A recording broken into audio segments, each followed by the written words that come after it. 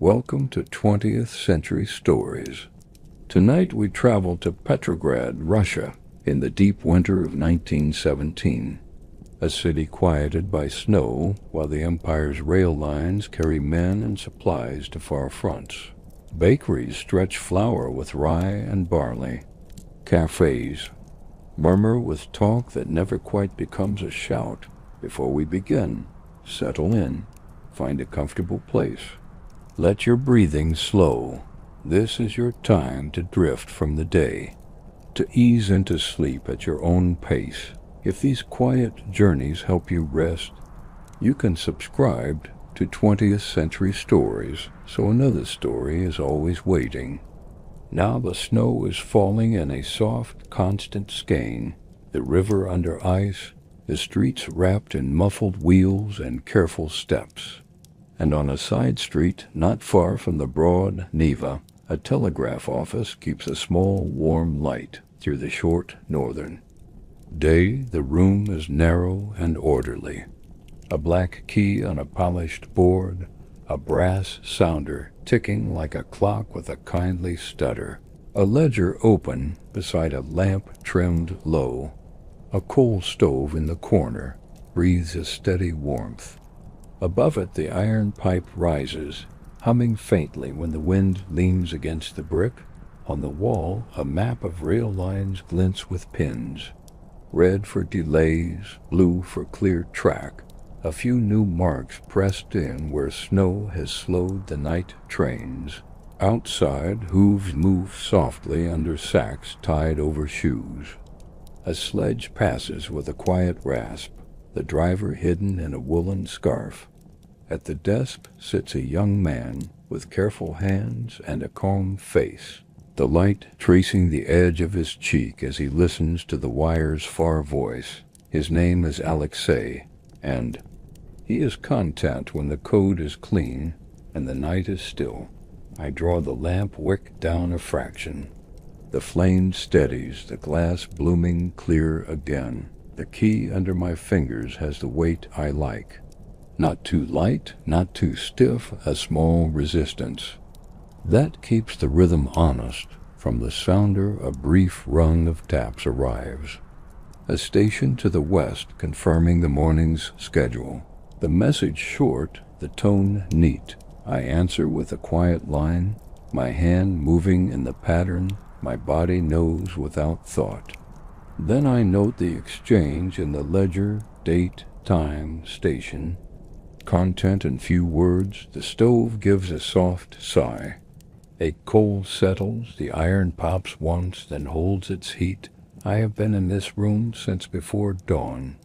The shift is long in winter, but the hours pass in a steady way when the wire behaves. Snow came in the small hours, fine and dry.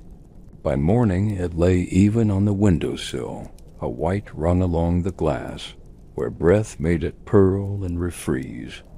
I swept the step, salted the threshold, and brought in a scuttle of coal. The sort of work that keeps a place ready for a day. From upstairs I carried a samovar's worth of hot water. It ticks softly now on the side table, giving off a thin veil of steam. Tea in a glass with a metal holder warms the hand better than a glove. I leave it near the ledger so it scents the page without spilling. Across the city, the main lines are said to be clear. The northbound expresses run with fewer carriages, the southbound with more. Freight lists have grown heavier in the last months. Crates with stenciled marks for depots and garrisons, canvas-wrapped bundles tied with heavy cord. Sometimes a private message still comes through. A name, a date, a few words that carry more weight than the ink suggests. But today the board is mostly official hands. Whether to the ports, stock counts to the yards, timing between the belt lines where the pointsmen watch for frost. The macro matters blow past this little room like wind around a warm window. I note them, then return to the key under my hand. I take the thin oil can and touch one drop to the pivot, a small care that keeps the lever smooth. On the wall, the pins hold steady. I move one blue mark a finger's width east where a snowplow has cleared a bend and replace a red with a blue where a report says the points are thawed and working. Alexei say the men who bring notices from the yard, you keep a tidy board. I tell them the wire keeps its own order if we listen, and they laugh because it sounds like a joke and a truth at once. From the west, a longer call begins.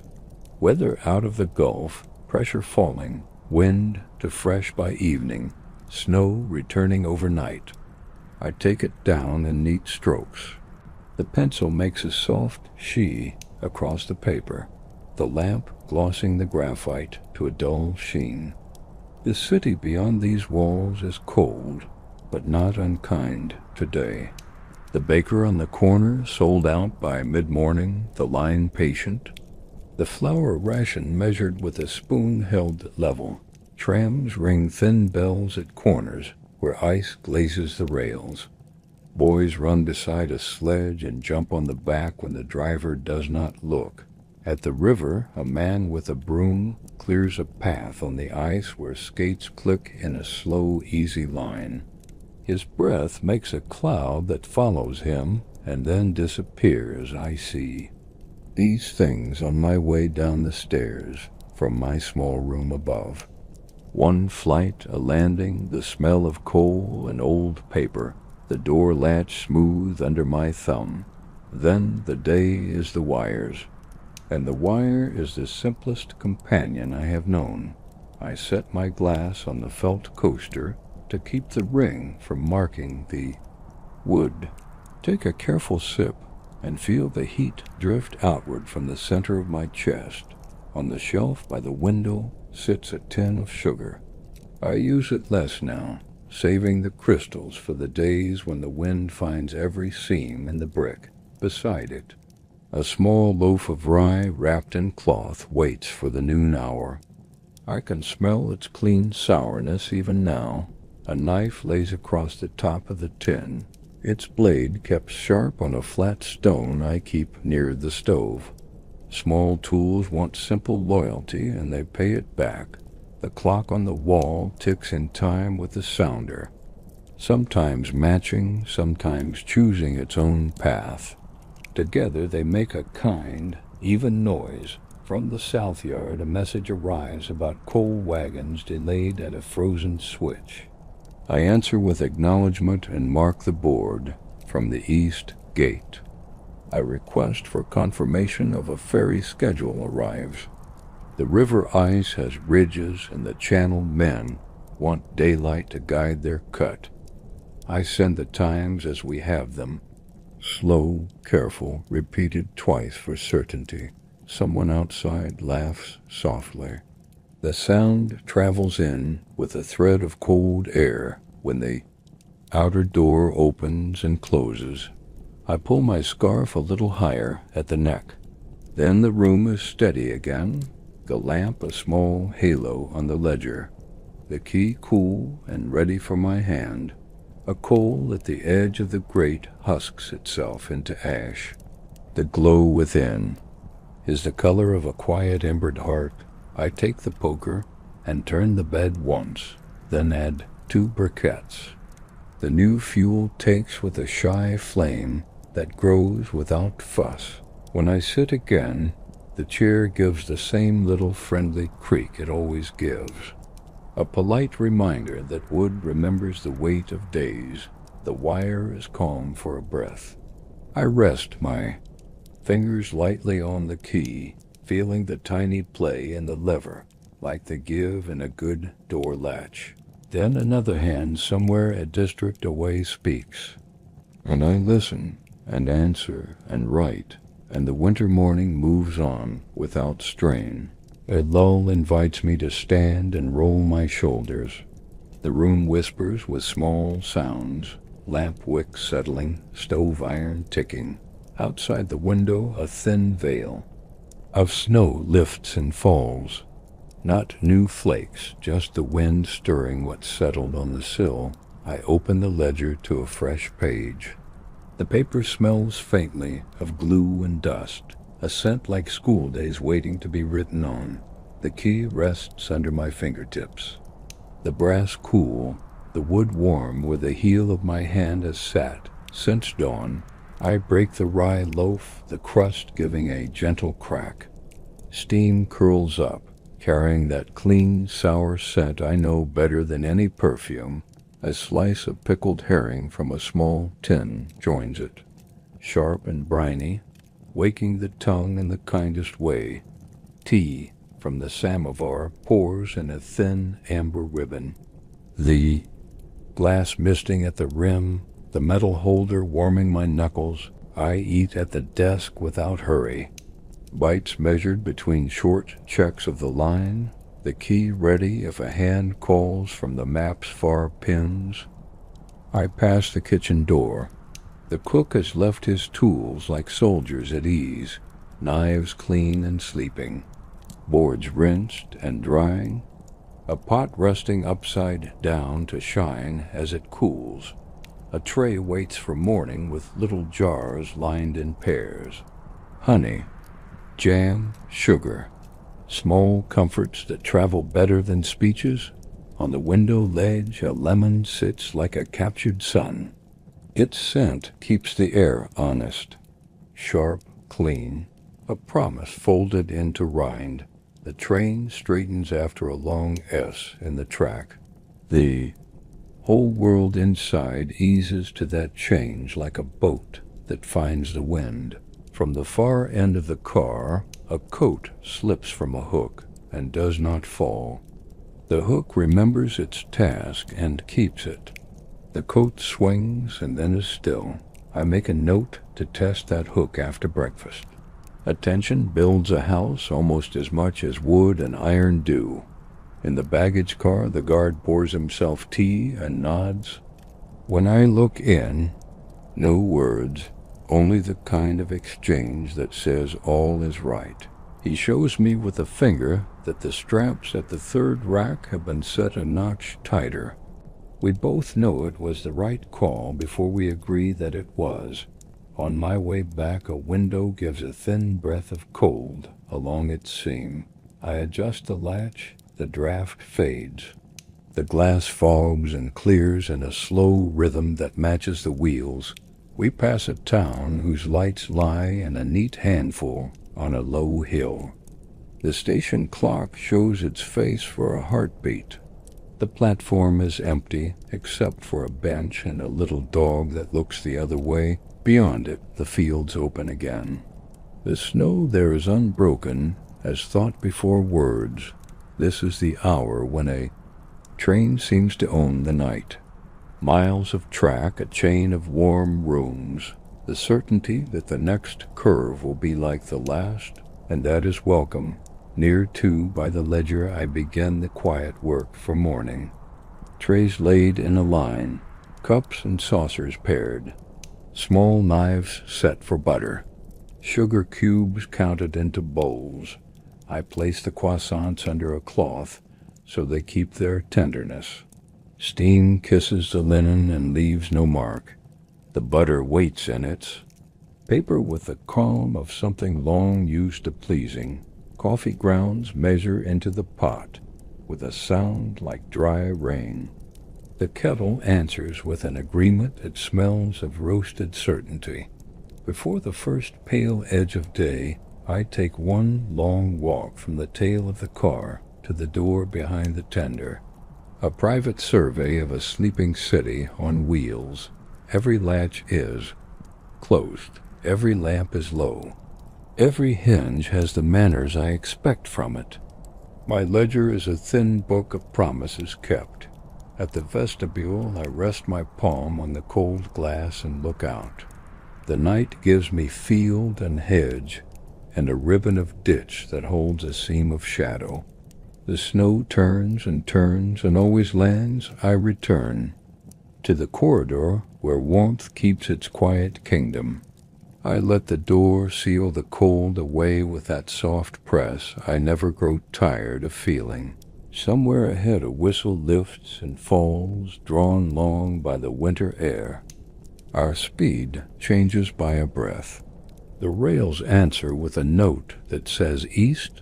I open the pouch and set each passport by its door.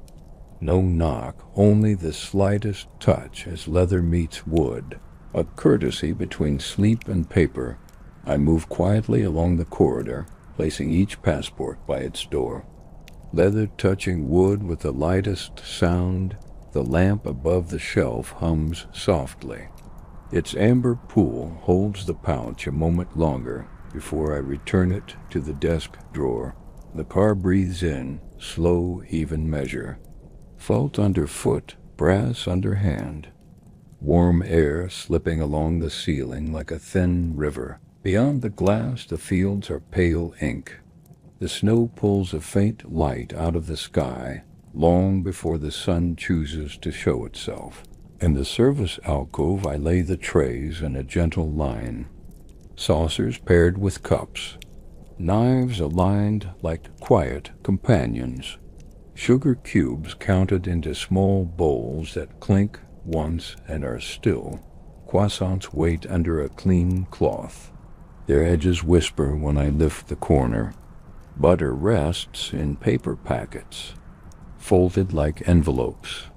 Jams in small jars, apricot and plum. A little honey for those who ask without words. Coffee grounds fall into the pot with a dry hush. The kettle answers with a slow readiness. Steam rises in a ribbon that smells of morning. Even while night still holds the windows, I set 3 trays aside for early risers noted in my ledger. 4 for coffee and a single croissant. 7 for tea and bread with butter. 12 for coffee, honey, and a slice of lemon tucked on the rim. The wheels speak a steadier tone now. The rails joining under us in even stitches. A seamstress at work where no hand is seen. A faint lamp far ahead becomes 2. Then a bar of pale across snow that marks a level crossing. A gatehouse roof wears a slow hat of white. Inside, the corridor lamps keep their islands of gold. The carpet holds the blue of deep water. Each door's brass looks like a small sunrise before the real one is ready. I straighten a folded rug. At the vestibule, a corner sits proud by the thickness of a finger. I ease it flat so the first step of a waking passenger will feel no seam. The dining car holds its quiet shape. Tablecloths smooth as frozen ponds. Folded napkins like small sails. Caught in windless air, I polish one spoon where a print has bloomed. The silver returns a clean moon to the lamp. On the pantry shelf, a jar of marmalade throws a soft amber into the shadows. A row of cups returns it in pale echoes along their rims. Coal in the small stove ticks as it wakes. The breath of heat gathers at ankle height and climbs, patient as a commuter finding a seat. Macro thoughts pass as a mild tide. Border stamps cooling their ink.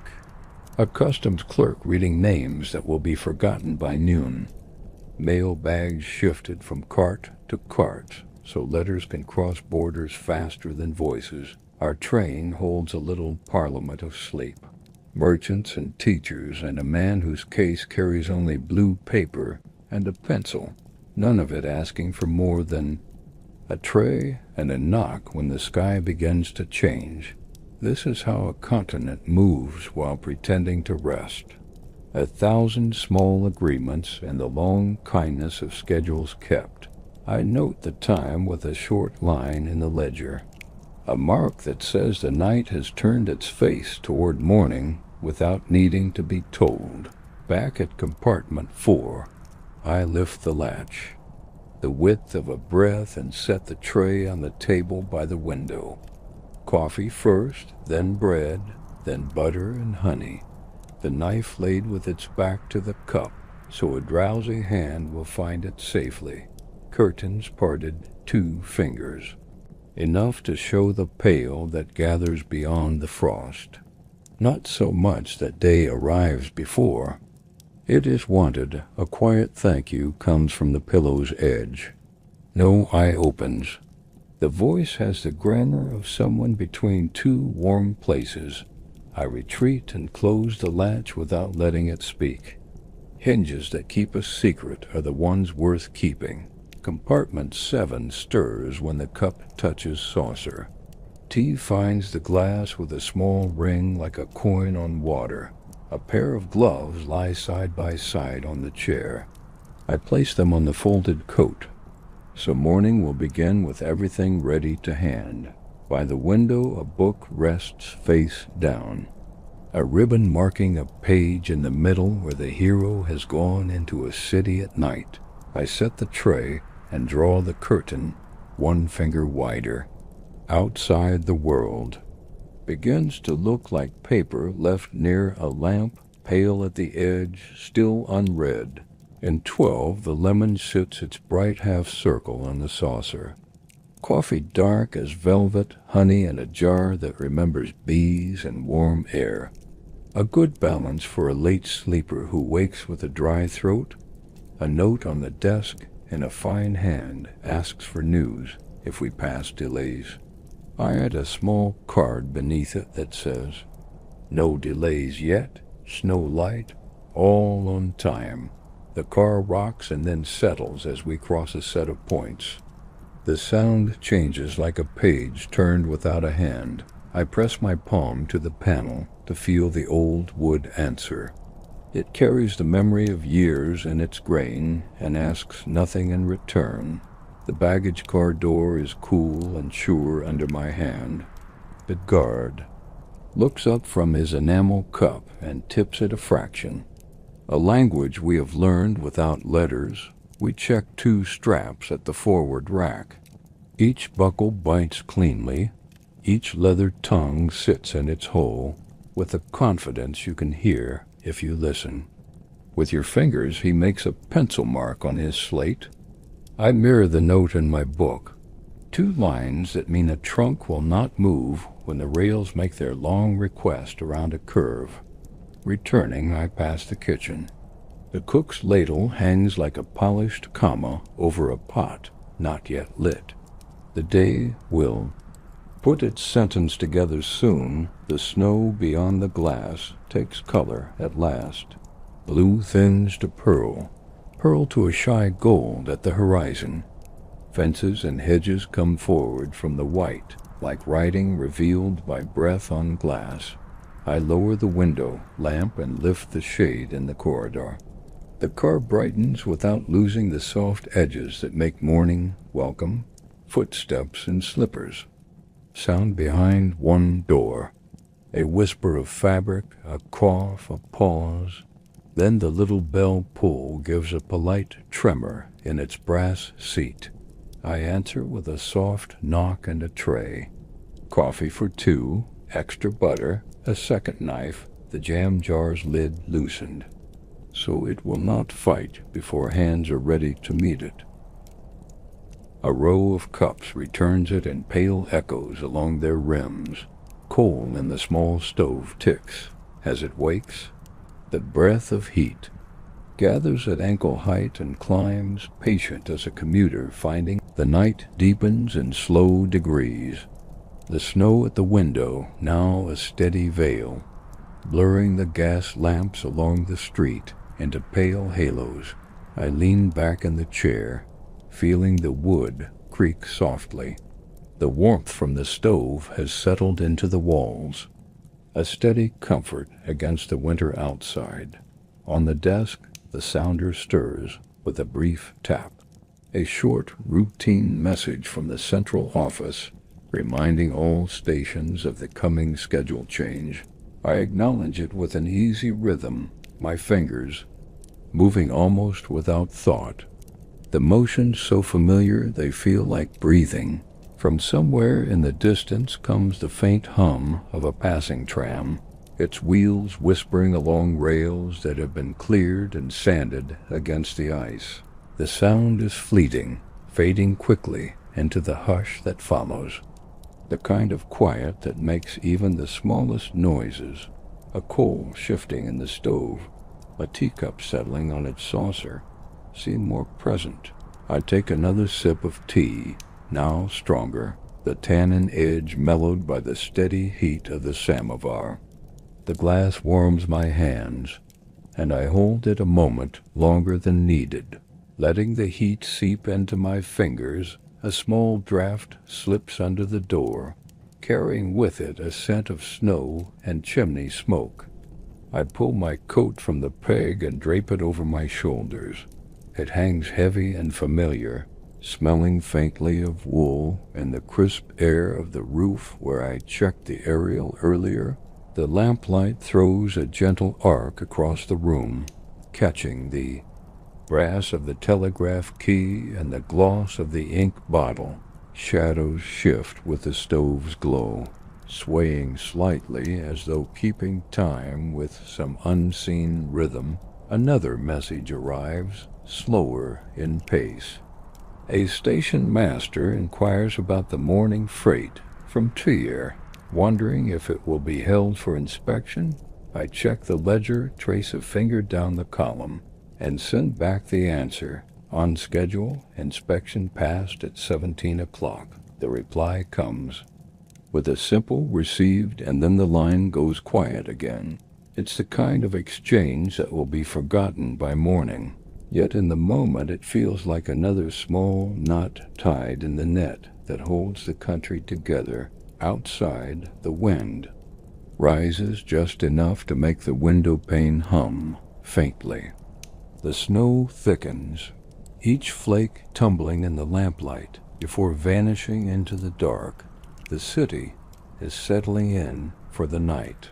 The last trams finishing their runs, shopkeepers locking their doors, the muffled crunch of boots fading into stillness.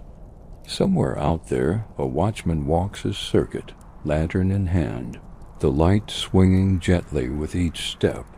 I imagine the sound of his keys at his belt, the same way I sometimes imagine the far-off clicks of another operator's key, carrying a voice I'll never see.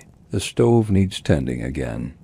I lift the lid, add a pair of coal lumps, and listen to the low, satisfying hiss as the fire accepts them.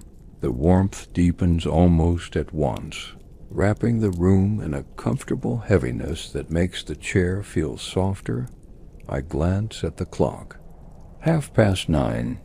Still hours to go before I hand over the watch. The thought doesn't weigh on me.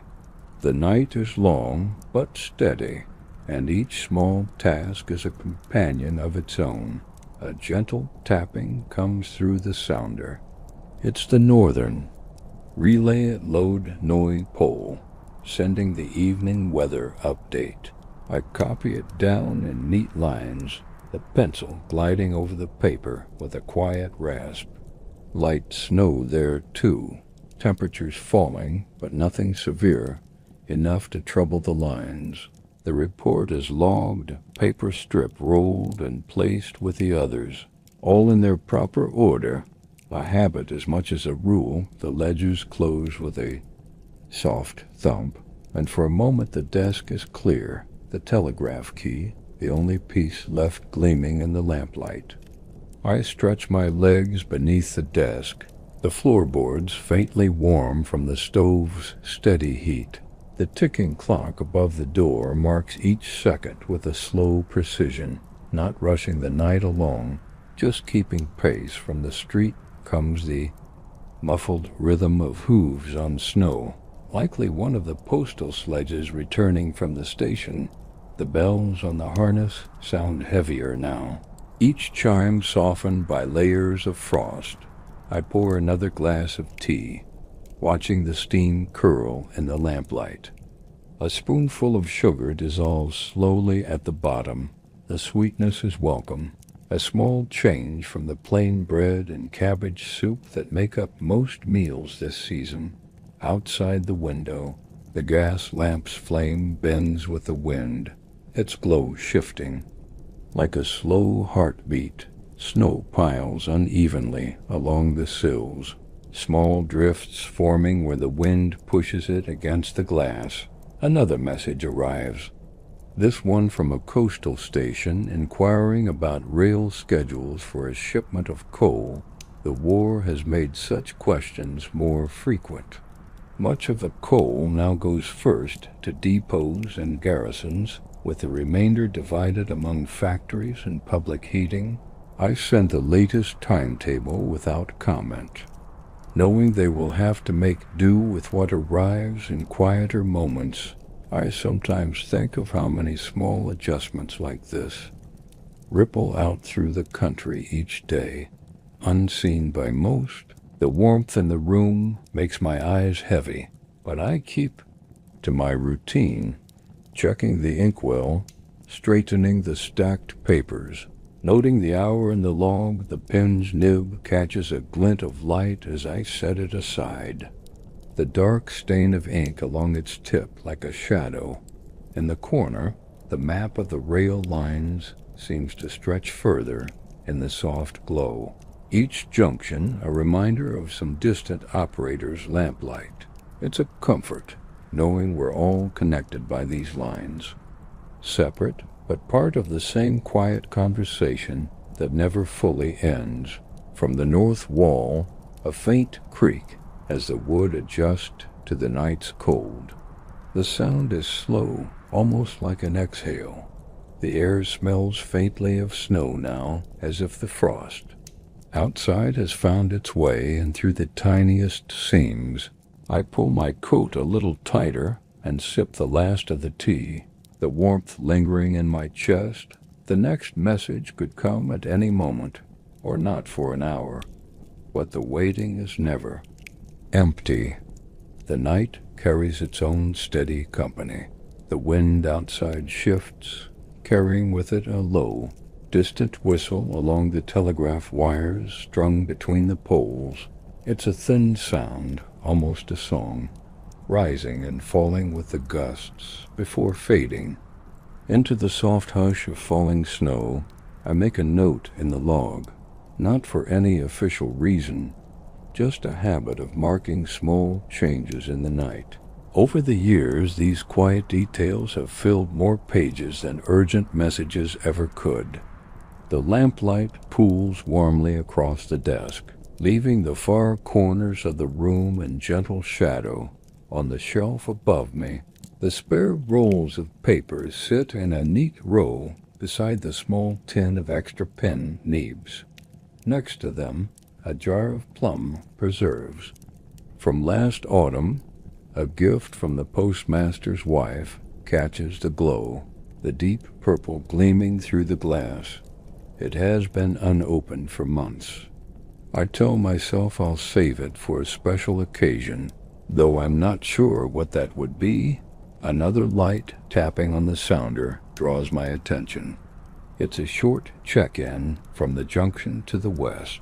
They report that their operator has stepped out briefly, leaving the line idle but ready. I respond with a simple acknowledgement. The key feels warm beneath my fingers, the brass smoothed by years of use.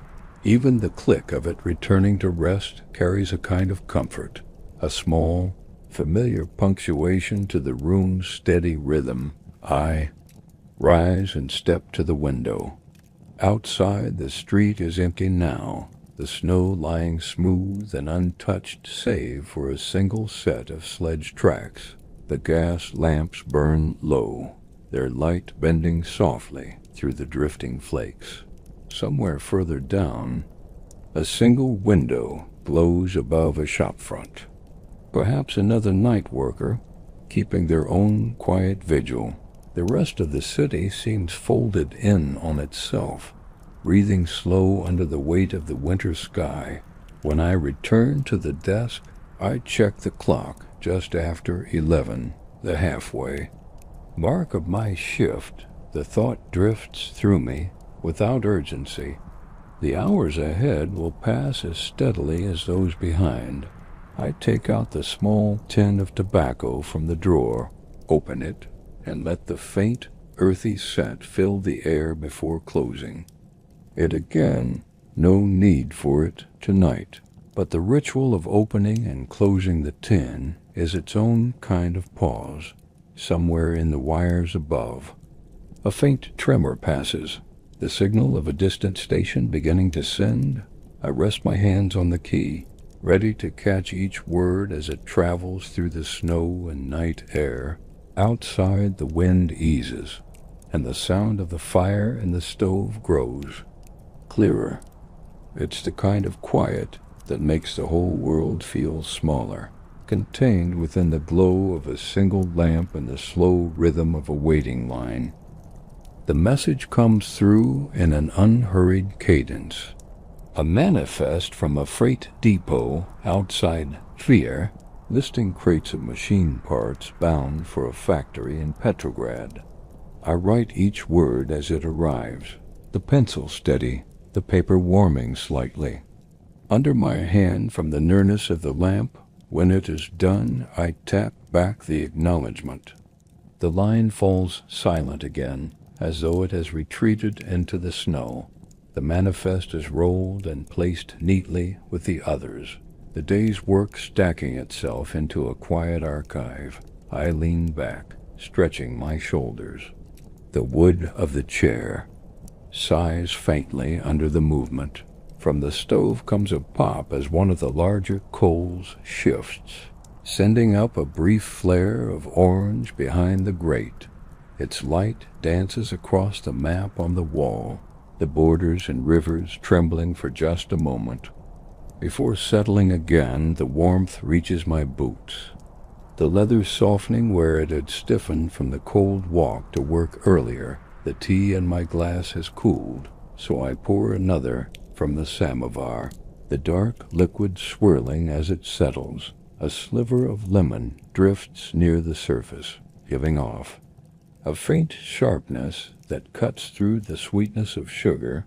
I cradle the glass in both hands, not drinking yet, just holding it, feeling the warmth pulse into my fingers. The scent of lemon and tea seems to mingle with the faint metallic tang of the telegraph key. Outside, the snow is piling in soft drifts against the base of the telegraph poles.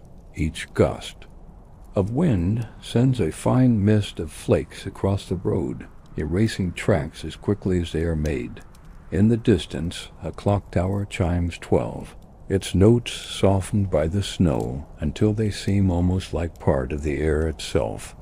I note the time in the ledger, the pencil scratching softly in the stillness. The second half of the shift always moves differently, slower, but in a way that invites the mind to drift.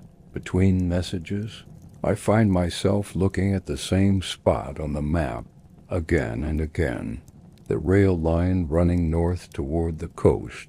I have never seen the sea in winter, but I imagine the wind there must be sharper, the waves darker under the gray sky. Perhaps one day, when the war no longer pulls all movement toward necessity, there will be time to go. A faint rustle from the paper tray draws my attention. The top roll has loosened slightly, curling toward the desk. I press it flat with the blotter, the soft thud of the fabric-covered weight feeling final and sure.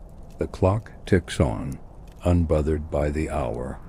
The fire keeps its slow, steady breathing, and somewhere out there along the frozen rails, another sledge makes its way toward the station, carrying news for the line. The sounder stirs again, this time with a brisker rhythm. It's the central office in Petrograd sending a late update on supply movements. I catch the words as they arrive. A small convoy delayed outside Novgorod due to a frozen switch, expected to resume by morning. Such delays are common in winter, and the tone of the message carries no urgency. It is simply another fact in the long chain of winter nights. I send the acknowledgement. the brass key clicking softly back into place. Leaning back, I let my gaze drift to the frost patterns on the window. They branch like rivers across a white map, each line catching the lamplight. Now and then, a flake lands against the glass and clings there, its shape distinct for only a breath before melting into the pattern. Beyond the frost, the nearest gas lamp sways gently in the wind, its light pooling in the snow at the base of the pole. The pole itself hums faintly, the sound of the wind and the faint vibration of the wires mingling into one note. I take a small piece of bread from the tin, breaking it in half and letting it soften in the hot tea before eating. The bread carries a faint rye bitterness, soft by the sugar in the tea. It's a modest comfort, but one I look forward to each shift. It reminds me of years past, before the war, when the office was busier with merchant traffic and not just supply orders. Back then, the messages carried news of markets, shipments of grain, invitations to social events. Now, almost everything in the ledger ties back in some way to the war effort. The stove murmurs quietly, metal ticking as it shifts under the steady heat. I add a small scoop of coal, the glow brightening for a moment. The warmth pools around. My boots chasing away the last of the cold from my walk here. The air smells faintly of smoke now, mingled with the sharper scent of fresh coal. It's a scent I've come to associate with the safest hours of the night, when the outside world is quiet and the work moves at its own steady pace. A longer pause settles over the line. No clicks, no hum, just the faint rush of the wind past the walls. In that stillness, I can hear the distant creak of the building, the slow shifting of beams and floorboards in the cold. Somewhere beyond the door, the street is likely empty. Now, save for a stray dog or the night watchman making his rounds, the city, the rails, the distant stations, all of it feels folded into the same quiet envelope. Waiting for dawn, I check the clock, 1:30. The hours between now and morning always feel the most hushed. The lamp burns steadily, its glass warm to the touch. I adjust the wick slightly, watching the flame narrow and steady. On the desk, the stack of completed messages leans just enough to cast a small shadow, a crooked pillar of the night's quiet work. Each roll of paper holds its own small trail of words, journeys that began in other rooms, under other lamps, and passed invisibly through the winter air to arrive here. From the far end of the street comes the faint ring of a bell, the watchman marking the hour. It echoes briefly off the stone fronts of the buildings before sinking back into silence. I picture him moving along his route, boots crunching on the snow, lantern swinging at his side. A parallel rhythm to my own. We both keep our posts for the same reason, so that the machinery of the city, of the country, keeps turning without pause. The sounder stirs again, softer this time. A short notice from the rail office in Balagoy. About tomorrow's freight schedule, I write it down quickly, the words forming cleanly on the page. The graphite leaves a faint shine where the lamp's light touches it. When it's done, I smooth the paper, roll it, and place it neatly with the others. Another thread in the quiet web of the night.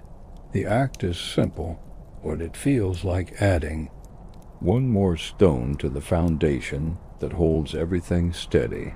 Outside, the wind shifts, brushing snow against the windows in soft, uneven strokes.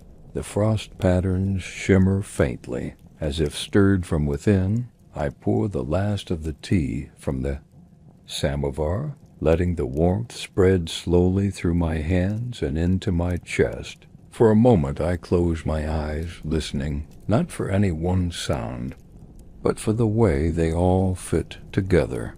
The fire's slow breathing, the clock's patient tick, the faint hum of the wire above the street. Somewhere far down the line, another operator might be sitting in a room like this one, hands resting on the key, lamp casting the same soft circle of light, snow falling outside their own window. We do not see each other, may never even speak directly. Yet our nights are bound together by the same rhythm, a rhythm that will carry on, long after my shift ends, into the quiet hours before dawn. A soft rattle comes from the drawer when I slide it open, the spare rolls of paper shifting against. The inkwell, I take one out, placing it beside the telegraph key, so it will be ready when the current roll runs out. The paper smells faintly of dust and something sharper, like the glue at the edges. It has been stored here since the autumn delivery. Supplies have grown harder to come by, and each fresh roll feels like something worth keeping in plain sight.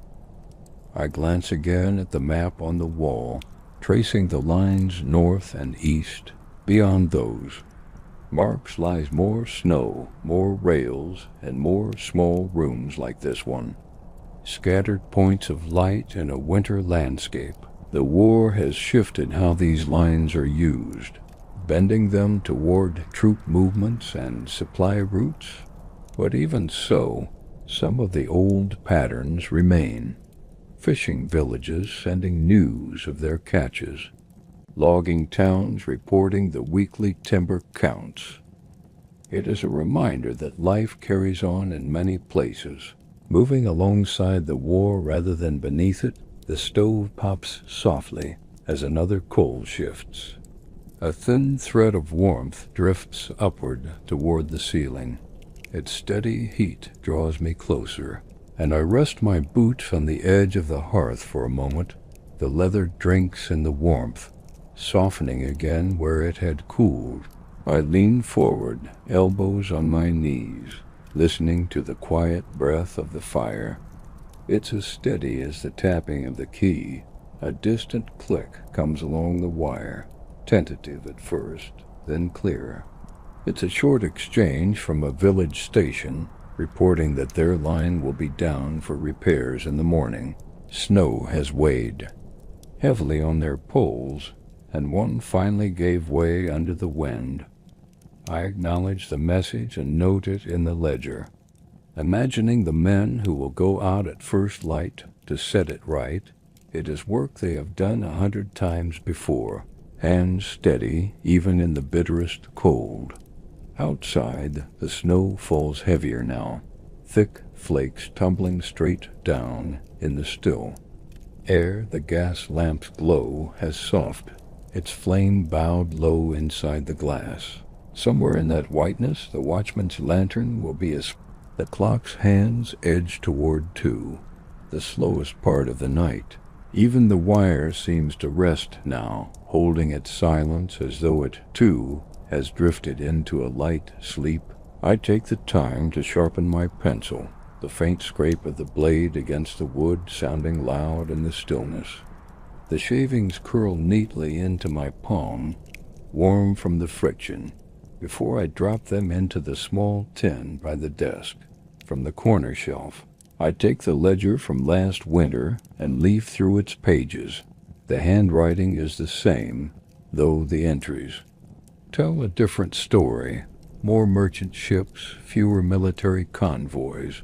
Some of the notes are small enough to have been written in passing. A storm delaying the southern line, a crate of books for the school in town. There is a softness to those. Months, a reminder that the war had not yet bent every signal toward its own ends. I replace the ledger and glance at the current one. The names of towns are familiar, but now they are almost always followed by numbers, shipments, personnel counts, schedules to meet. It's not a burden, not in this room where the night is quiet, but it is a difference I can feel even in the way the pencil moves.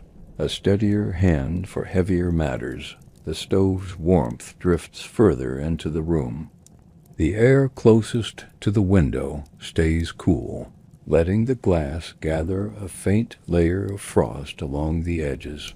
I trace a small circle in it with my fingertip, the cold sinking into my skin. Outside, the snow catches in the lamplight, falling slow, and straight now, as if the night itself is tired. A soft click on the line breaks the stillness. It's a short greeting from the outpost to the north, their operator checking the connection before his own shift ends. I send back a brief reply, no more than a few words, but enough to bridge the long stretch of darkness between us. For a moment the room feels less like a single island in the snow, and more like part of a quiet chain stretching across the land. The hum of the wire fades again, leaving only the fire and the clock to mark the passing time. I pour what remains. In the samovar into my glass, the tea now a deeper, stronger color from sitting so long. The steam rises slowly, curling upward until it disappears into the lamplight. I take a careful sip. It has cooled just enough to drink without hurry, letting the warmth spread steadily through my chest. In the distance, I hear the muted creak of a cart's wheels on packed snow. The sound is slow and deliberate, as though the driver knows there is no reason to rush at this hour. Perhaps it is a delivery to the bakery for the morning's bread, or a farmer bringing in milk before the sun returns. The thought is comforting that while I tend to the wire, others tend to their own quiet. Work under the same night sky. I set the glass down and look again at the map. My eyes follow the line southward. It passes through towns I have never seen, though I know their names by heart from years of hearing them on the wire. Some are likely still lit by a single lamp at their station, an operator there keeping watch, just as I do, each of us alone, but together in the rhythm of keys and signals. The coal in the stove settles with a sigh. I add a final scoop, the glow brightening and sending a wave of heat into the room. Its light flickers against the brass key and the edges of the paper rolls. The shadows shift lazily, as though they too are preparing for the last stretch of the night. Another hour or so and the first light will begin to creep along the street outside. The gas lamps will dim. The frost on the window will start to loosen, and the day's first messages will ride the wire. But for now the snow falls, the room breathes, and the line waits in its steady silence. I glance at the small stack of messages ready for the morning courier. They sit neatly bound with twine, the paper edges just beginning to curl from the room's dry heat. Each one will make its way through hands and halls, some traveling only across town, others to the far edge of the country. For now, they rest. Here in the pool of lamplight, quiet as the snow outside, the watchman's bell rings again, 2 slow chimes. It feels like a marker in the night's long sentence, a gentle reminder that time is still moving. I picture him pausing under the lamp across the street, breath hanging in the air before he moves on. His rounds will end at dawn, just as mine will. Each of us giving way to the day's caretakers. From somewhere far down the wire comes a faint, uncertain click. I lean in, waiting for the rhythm to form, but it fades quickly. From the street outside comes the muffled sound of hooves, slow, measured steps over packed snow. The cart passes without pause, the sound fading toward the river. I imagine the driver bundled deep in his coat, hands curled tight around the reins, the horse's breath rising in clouds that hang briefly before the wind carries them away. The wire stirs again, faint at first, then clear. a brief dispatch from the coastal exchange. Noting the arrival of a mail ship delayed by ice, I copy it down in a practiced hand, the words flowing into their place without rush. Once it's done, I roll the slip neatly, place it with the others for the morning run, and return to my chair. The night feels steady again. Outside, the snow keeps falling. Inside, the light holds, the fire breathes, and the hours continue their slow, even march toward dawn. The clock on the wall gives a soft, deliberate tick. Its pendulum sways with the same unhurried rhythm it's kept for years. I glance up at it and feel a small, steady reassurance, the same comfort it must have given to every operator who sat here before me. Its face is slightly yellowed, the numerals worn but still clear. I think about how many winter nights it has measured in this room, how many storms and silences it has quietly marked. On the desk, the ink bottle catches the lamplight. The glass is thick and slightly wavy, the way older glass tends to be. Inside, the ink sits dark and still, with a faint sheen where it meets the air. I have not needed it much tonight, but knowing it is there, ready, feels as necessary as the wire itself. I lean back and close my eyes for a moment, listening. Beyond the station's walls, the snow mutes every sound. Even the river, not far from here, seems quieter, its steady movement hidden beneath the ice. Somewhere down the line, another operator might be doing the same, sitting in a small, warm circle of light, listening for the next signal. And in this thought there is a sense of companionship, not the loud kind, but the quiet knowledge that our work connects us in ways we rarely need to speak of. The stove's warmth drifts lazily toward me. I extend my boots toward it again, feeling the heat sink through the leather and into my feet. Outside, the frost has crept further across the glass, curling into delicate shapes at the corners of the pane. I trace one absent-mindedly, the tip of my glove brushing the chill surface. Then a tap on the wire, light but distinct. I sit forward, recognizing the steady rhythm of the central office, confirming the morning's schedule. They keep their messages brief at this hour, as if not to disturb the quiet more than necessary. I send the acknowledgement back, each press of the key measured, deliberate. When it's done, the wire falls silent again, and I lean back, letting the soft hush of the room return to fill the space. The lamplight has taken on that deeper shade it gets before dawn, not dimmer, but warmer, as though it senses the night's end drawing closer. I notice the edges of my papers casting longer, softer shadows across the desk. The pencil rests beside them, its point still sharp from earlier. Ready if the line stirs again, I pour the last of the tea into my glass. It's cooler now, almost room temperature. The flavor has mellowed, but the simple act of drinking it, of holding the glass, feeling its smooth weight, keeps me grounded in the moment. In the stillness, I hear the faint tick of cooling metal from the stove. It's a small, almost imperceptible sound, but it joins the clock and the quiet hum of the wire and the night's familiar chorus.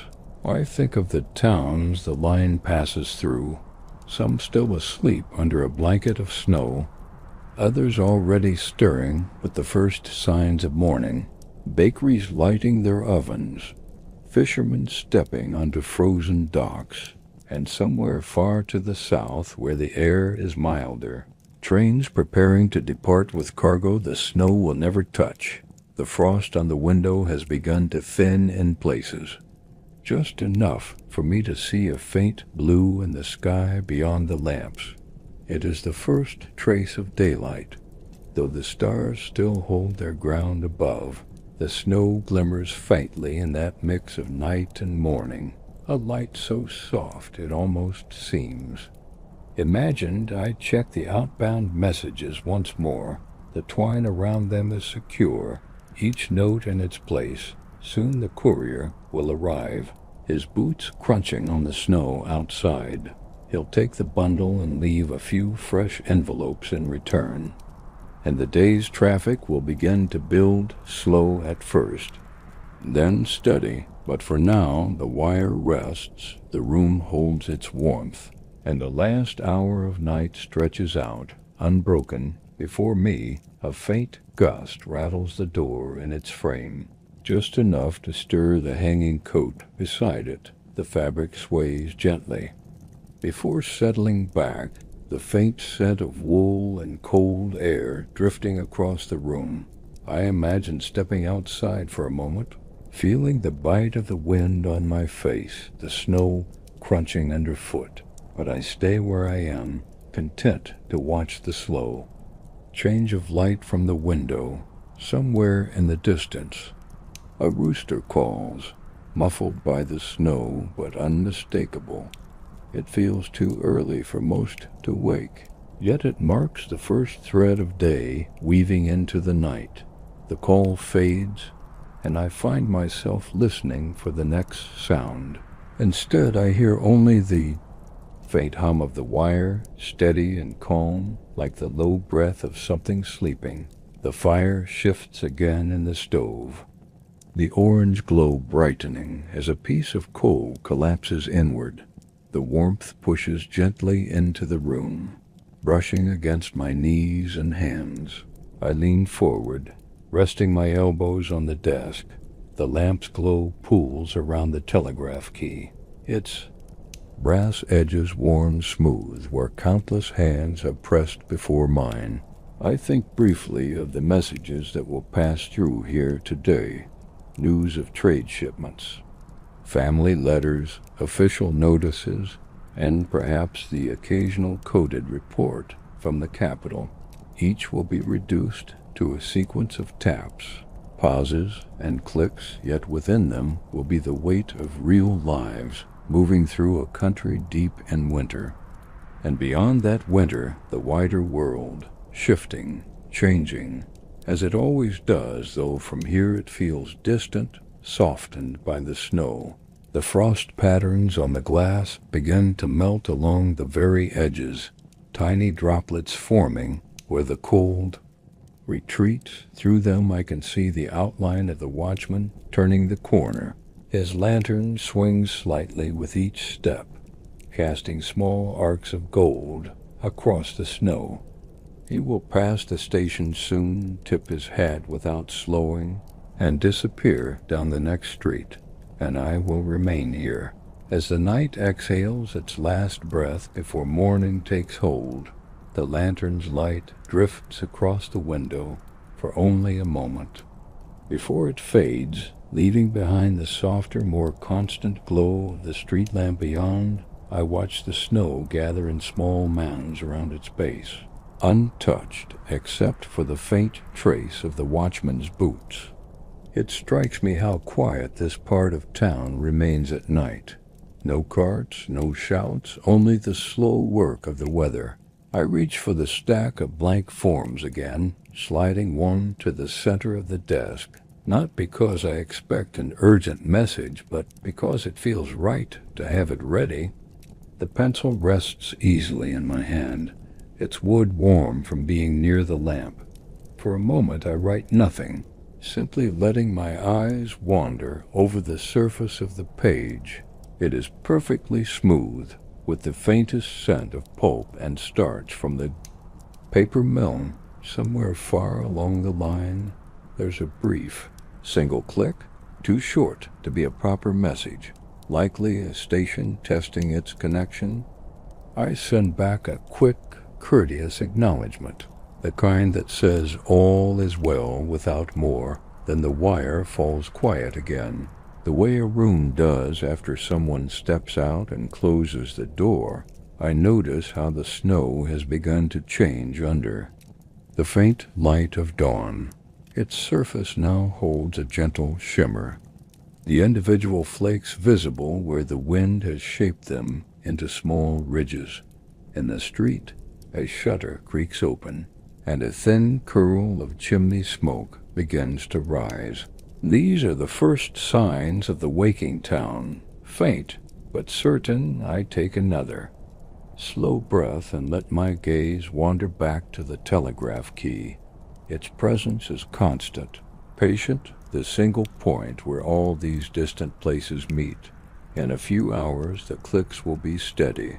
The desk will be full of slips, but for now, I hold this quiet a little longer. The night not yet gone, the day not yet here. The wire resting between its labors like the snow between gusts. The clock marks another minute, its hands moving with a soft precision that barely breaks the stillness. I set the pencil down beside the form and reach toward the stove, adjusting the small iron door so a bit more heat escapes into the room. The metal gives a faint creak as it shifts, and the warm air drifts outward. It carries with it the faint scent of coal, dry, mineral, almost metallic, a smell that feels tied to winter as much as the snow itself. Outside, a cart's wheels crunch softly over the packed street. The sound is slow, deliberate, as though the driver knows there's no reason to rush before full daylight. I catch a glimpse of the horse as it passes the edge of the street lamps. Blow, steam rising from its nostrils in pale bursts. The cart turns out of sight, leaving behind only the faint trace of its passage in the snow. I return my focus to the desk and the neat row of outbound messages. Each is small enough to fit in a coat pocket, yet together they carry the details of an entire region's day. They will leave this station with the courier and spread outward, by train, by hand, across the wire, until they reach places I will never see. It's a thought I've always liked. My work traveling farther than I ever have. The frost on the window has begun to retreat in earnest now. From the lower corners, the first clear view of the street emerges. The snow is marked here and there with footprints, some fresh, others softened by the night's fall. Above the rooftops, the horizon carries the faintest band of pale gold. It is still too weak to touch the buildings, but it signals the inevitable end of the night. I adjust the lamp slightly, turning its base so the light falls more evenly across the desk. The brass is warm under my hand, its edges worn smooth from years of quiet use. In this moment, surrounded by the low hum of the wire, the steady clock and the slow light of morning, it feels as though time has paused, just for breath. Before the day begins in full, from somewhere up the street, the muffled sound of a door closing reaches me, followed by the faint scrape of a broom across a step, sweeping away the night's snow. It is a steady, rhythmic sound, like a soft brush against fabric. I picture the shopkeeper there, wrapped in a heavy coat, leaning into the work more out. Of habit than urgency, the wire stirs again, this time with a measured, deliberate series of clicks. A station to the east reporting that a shipment of coal has arrived ahead of schedule. I note it down in careful script, the pencil making a faint, dry scratch over the paper. Then I send the acknowledgement, my fingers moving easily over the key. It's the sort of message that will make its way to a ledger somewhere. Another quiet line in the larger story of the season's trade. The stove's fire has settled into a deep, steady burn now, no longer shifting or collapsing, just radiating a constant heat. I stretch my legs toward it again, feeling the warmth soak into the leather of my boots. The air closest to the stove is almost too warm. but a step away it fades into the cool of the room, a perfect balance that makes the whole station feel held in a small circle of comfort. Through the thinning frost I see the watchman again, making his return pass. He moves at the same unhurried pace, his lantern now dim in the growing light. He glances toward the window, perhaps out of habit, perhaps to see if the wire is still alive, and with a small nod, he continues down the street, his figure fading into the pale morning haze. I glance at the clock once more. The hour hand is close to the next mark, the night nearly behind me. Soon the courier will arrive, and the station will shift from this quiet, measured pace to the steady hum of the day's work. But until that knock comes at the door, I remain here, listening to the slow, patient rhythm of the wire, letting the last of the night's stillness settle in.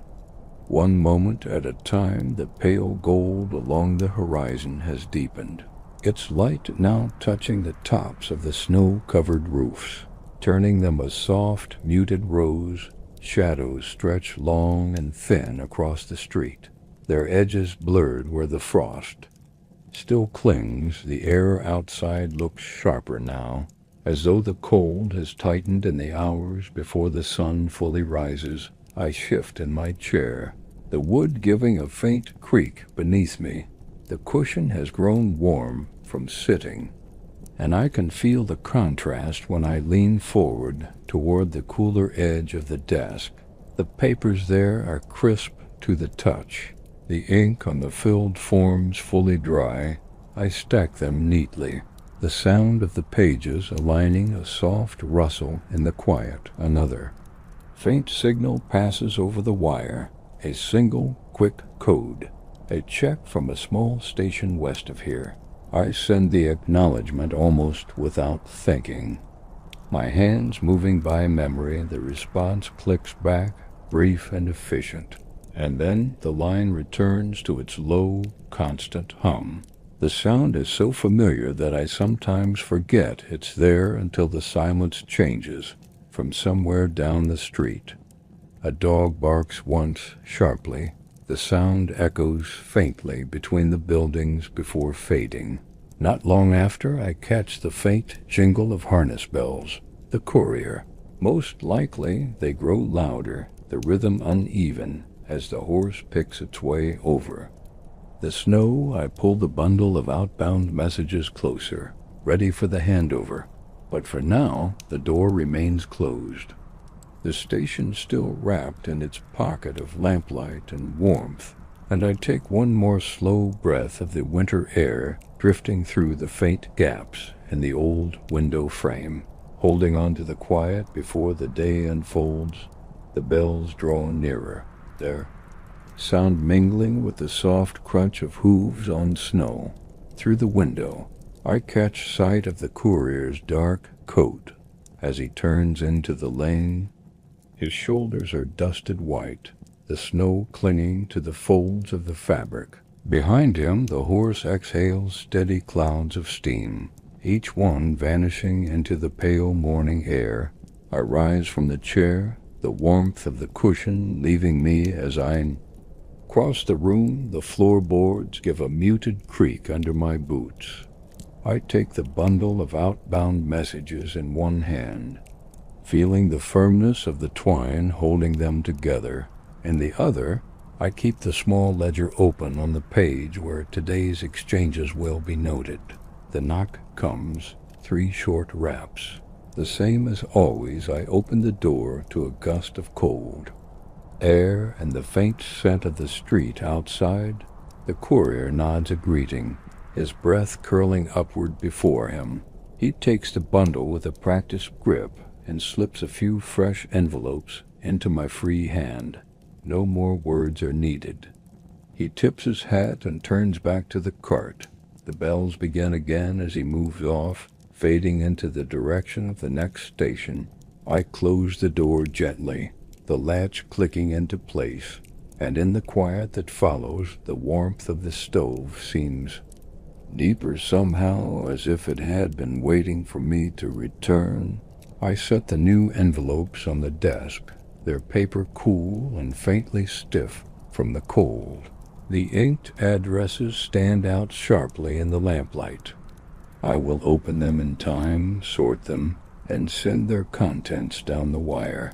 But for a few moments longer I stand there, letting the stillness of the station settle back in before the day's rhythm takes hold. I return to my chair, easing back, and to its familiar shape. The wood is still faintly warm from before, the cushion pressed into the same curve. I place the new envelopes beside the telegraph key, their corners neatly aligned. The pencil rests where I left it, a thin trace of graphite on its tip from the last note taken. Outside, the light has strengthened enough to reveal the texture of the snow in full. Every ridge and hollow stands clear, shaped by the wind overnight. Along the far side of the street, a thin stream of smoke rises from a chimney. It drifts upward without hurry, spreading into the pale sky like ink into water. I can hear the distant clatter of a shutter being fastened, some shopkeeper preparing for the day. The sound carries clearly in the cold air, each metallic click distinct before fading into the quiet. Somewhere farther off, a train whistle sounds low, drawn out, softened by the distance. Its echo seems to linger along the wire, as if the sound could travel through copper as well as air. I lean forward and touch the brass of the telegraph key. It is cool now, the morning still young and the day's traffic yet to begin. Soon there will be messages to send, some routine, some unexpected, but for now I let my hand rest there, feeling the stillness of the room, the steady warmth of the stove, and the faint hum of the world beyond these walls. The frost has nearly vanished from the window now.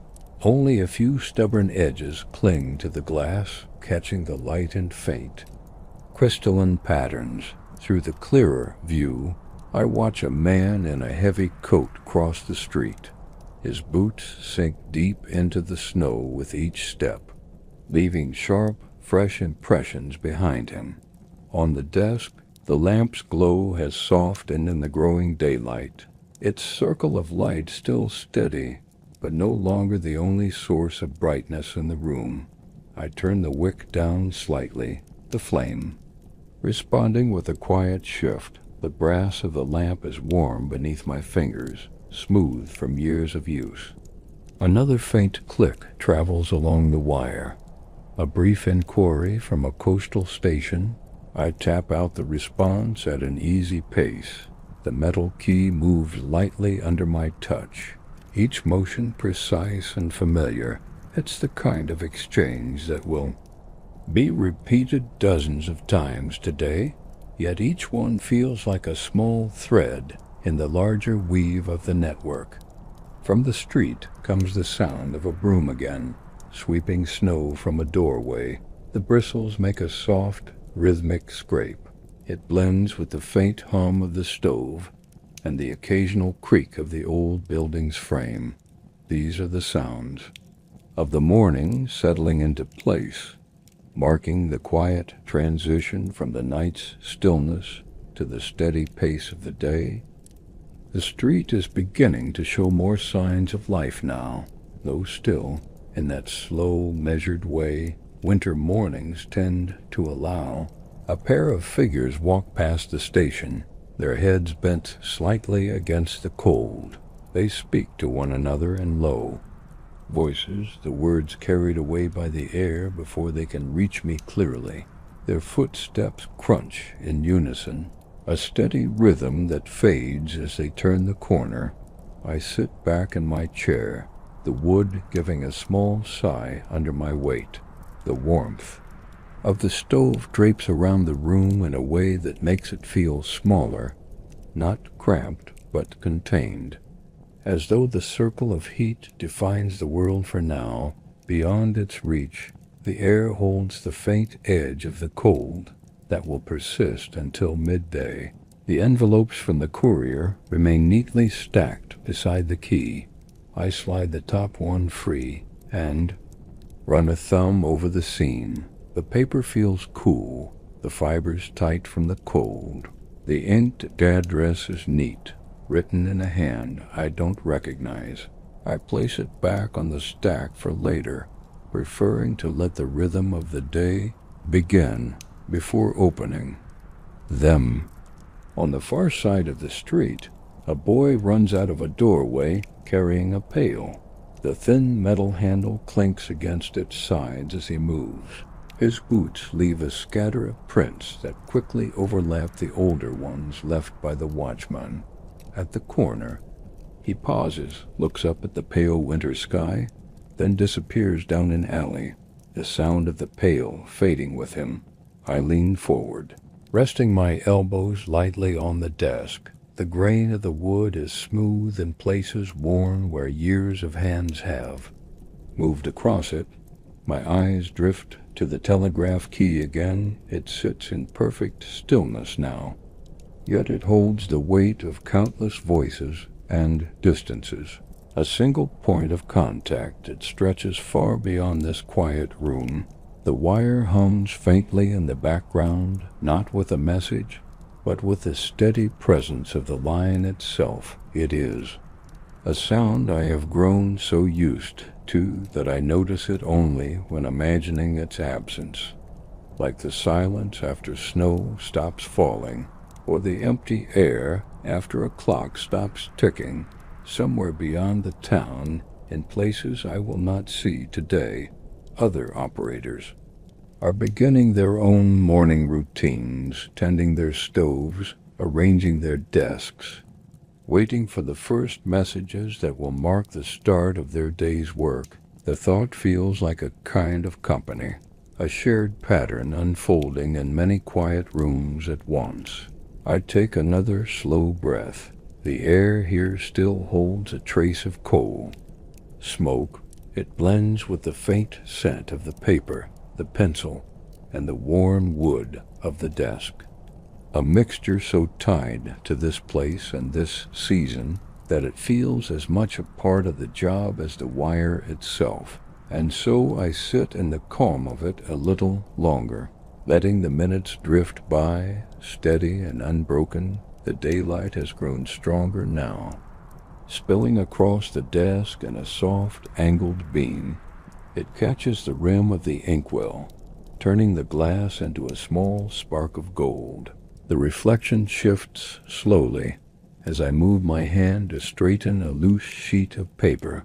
The ink there has dried too, a deep, even black, the faint scent of it still lingering if I lean close.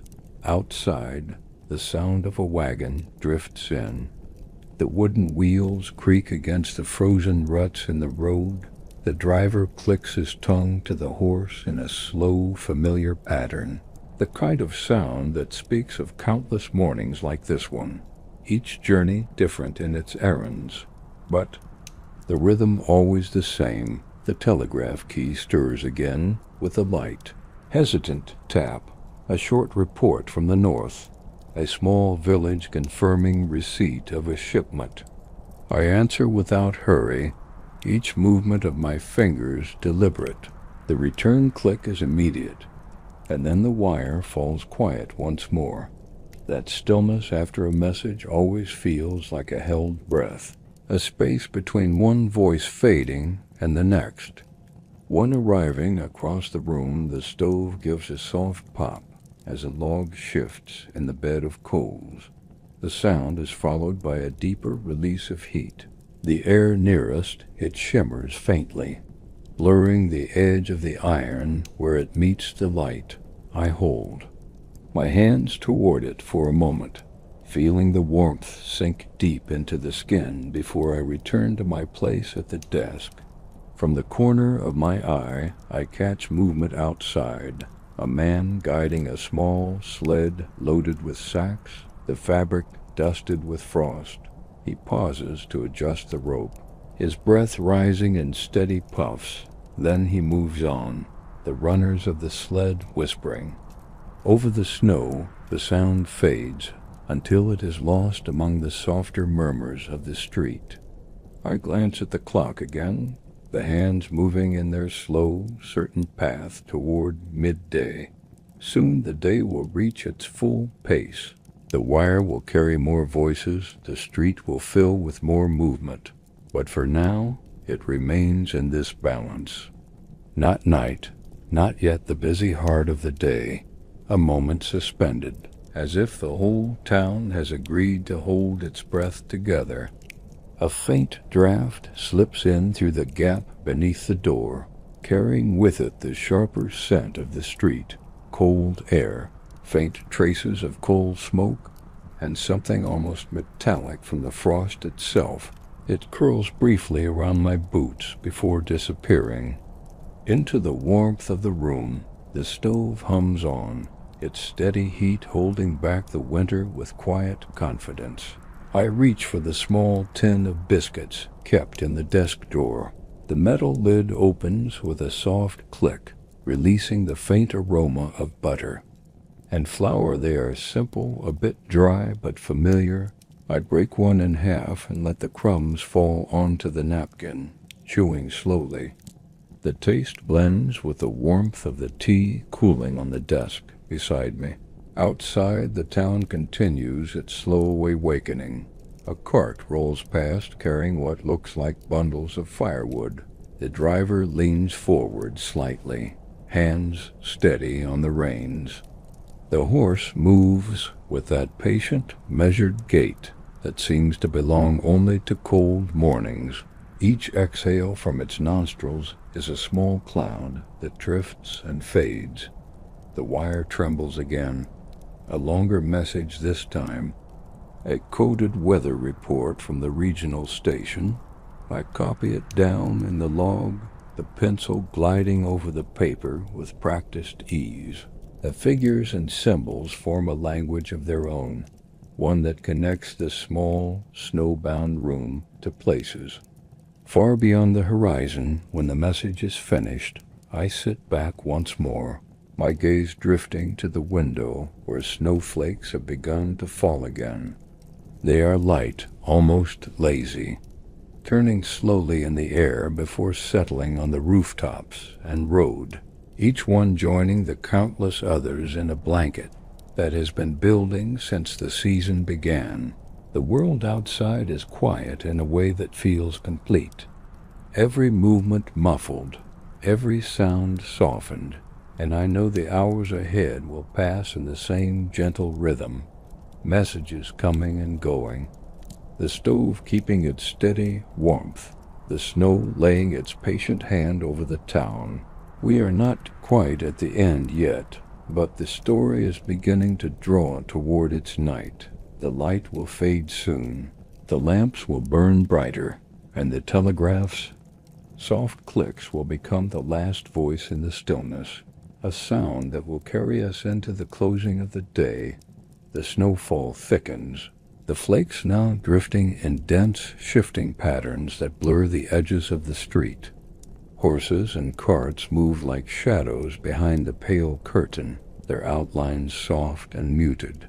From inside, it feels as though the world has drawn closer, the horizon folding inward until all that exists is the station, the road outside, and the endless quiet of the storm. I rise to check the stove, lifting the small iron door and adding another log.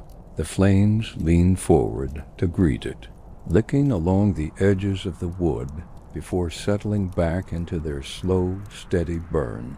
The warmth rolls outward again, and for a moment the room feels almost like a cocoon against the cold beyond the walls. A soft chime from the clock marks the hour. The sound seems to travel farther in the winter air, its echo lingering a heartbeat longer than it might in the warmer months. I take a slow sip of the tea, now only faintly warm.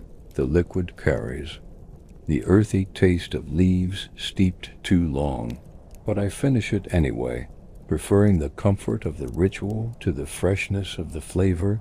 The wire stirs again, a short burst, a pause, then another, a message from a station farther east. They note delays along the main line due to snowdrifts forming in the higher passes. I send back the acknowledgement and place the slip of paper in the outbound tray. The knowledge feels distant, like news from another world, even though it is tied to the same network that threads through this very room. As the light outside begins its slow descent toward evening, the lamps in the station take on more importance. Their glow pools softly over the desk and floor, turning the brass fittings into warm glints of gold. The room feels smaller still, not from the dark, but from the way the light draws everything closer, holding it all within its quiet circle. Soon, I will light the second lamp by the window, not for myself, but for the street outside, a small beacon to let passers-by know that the station is awake, that the line remains open, ready to carry a voice to wherever it needs to go. We are moving toward the day's final stretch now. The pace will slow, the messages will grow fewer, and the night will settle around the building like the snow now settling over the rooftops. But for this moment, there is only the soft click of the key, the steady glow of the lamps, and the knowledge that the wire still hums quietly through the winter air. The second lamp is lit now, its soft glow spilling across the sill and casting a faint reflection in the darkening glass. Outside, the snowfall shows no sign of easing. The flakes illuminated as they pass through the lamplight. They swirl gently, before vanishing into the white that has already claimed the street. Footsteps pass only rarely now, each set leaving fresh impressions that will be softened within minutes. I settle deeper into the chair, feeling the familiar curve of the wood against my back. The desk holds the same quiet order it has all day, papers neatly stacked, the inkwell capped, the telegraph key resting in its place like a trusted companion. I run a thumb lightly over the smooth metal, not to use it, but simply to feel the reassurance of its presence. The stove gives another quiet pop, the sound rolling through the stillness like a small, contained spark. Its heat reaches my legs in steady waves, and I find myself watching the faint shimmer of air above it, where warmth meets the cooler edges of the room in a slow, invisible dance. A distant church bell rings somewhere beyond the snow, its tone soft by the storm until it sounds more like a memory than a present call. I imagine the streets beyond the square, shops closing their shutters, families gathering nearer to their stoves and lamps, the whole town folding inward for the night. The wire speaks again, but quietly, a simple end-of-day report from a station. To the south, I acknowledge it with an unhurried reply, the clicks sounding steady in the close air. When the key falls silent, the quiet that follows feels complete, as though the line itself is resting now, the work of the day set aside until the morning. I lean back and let my gaze drift once more to the window. The lamplight reflects faintly over my own shadowed outline.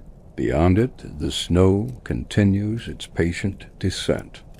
Layer upon layer, it covers the roofs, the street, the tracks left by the last passer-by, erasing the day's small movements until the world appears untouched again. The night is almost fully here now. Soon, the station will be only a small circle of light in the white stillness, the kind of place a traveler might notice from afar and wonder about, not knowing that inside the air is warm, the stove is steady, and the wire though silent, is ready to carry the first voice of tomorrow. The minutes slip by quietly, marked only by the slow swing of the clock's pendulum. Its gentle rhythm feels in step with the storm outside, each tick a reminder that the night is deepening. Though there is no rush for it to pass, I rise once more, stretching my legs and crossing to the window. The snow now lies in soft, rounded shapes over every ledge and railing. Even the telegraph pole just beyond the street lamp wears a smooth cap at its top. The wires sag ever so slightly under the weight of the ice, yet they remain unbroken, holding their silent tension in the cold. From here, I can see only faint hints of the town's outline, the slope of a roof, the shadow of a chimney, a flicker of light in the upper window of a building 2 streets away.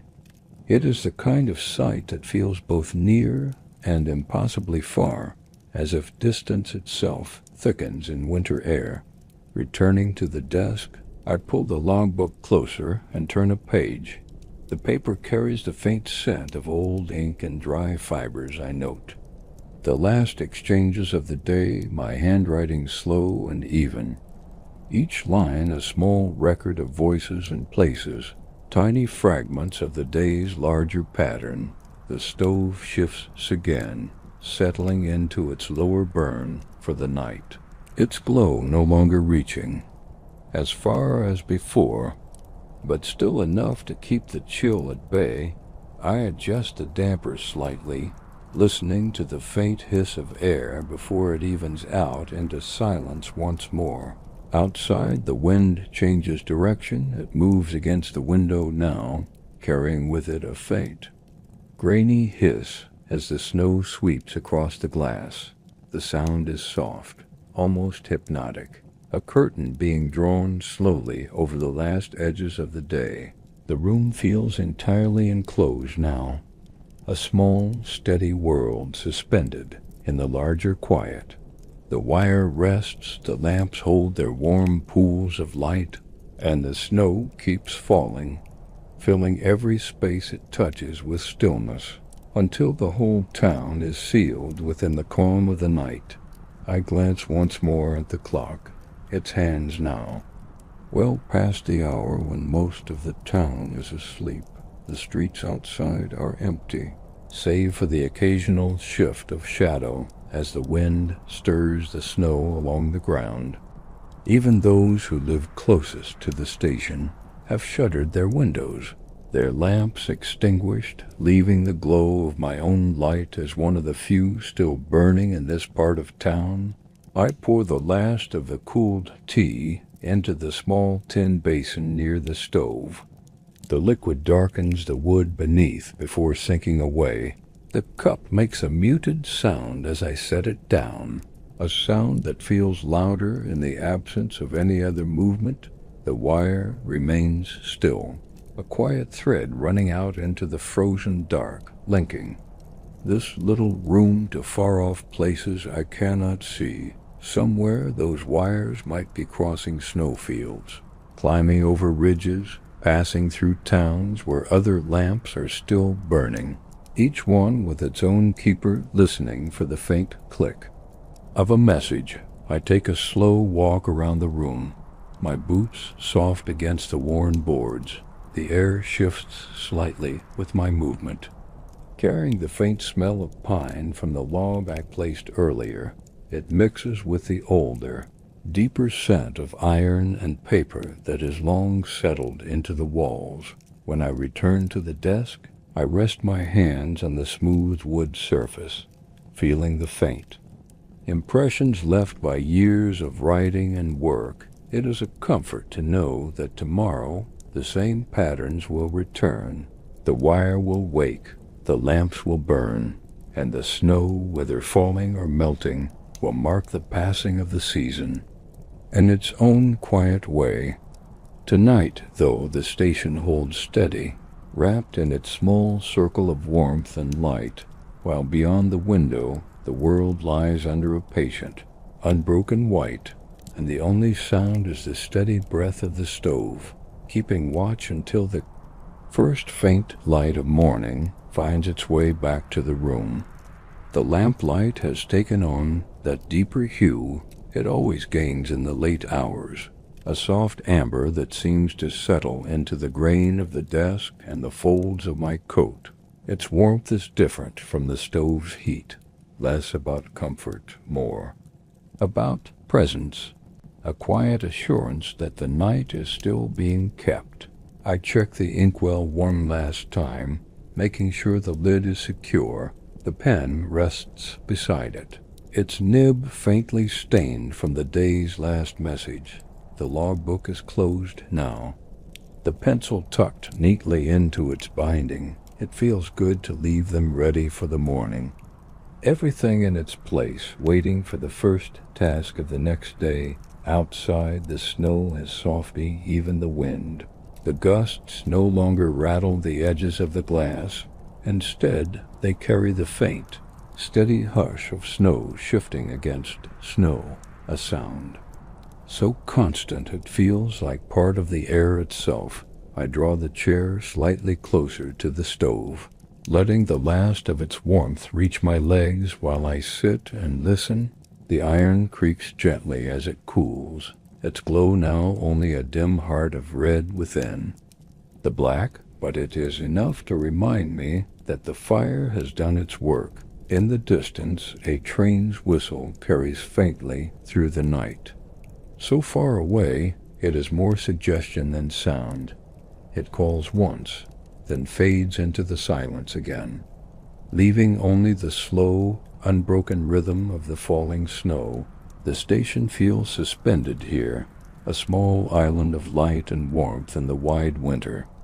Dark, and as I sit within it, the thought comes unhurried, that this night will pass just as all others have, quietly, steadily, until the pale light of morning brushes the frost from the glass, and the wire wakes to speak again. The clock marks another slow minute, its pendulum swinging with the same steady patience it has kept all winter. I lean back, in the chair, the wood creaking softly beneath me. The air inside is still, holding the last traces of warmth from the stove, while beyond the walls, the cold presses close but cannot enter.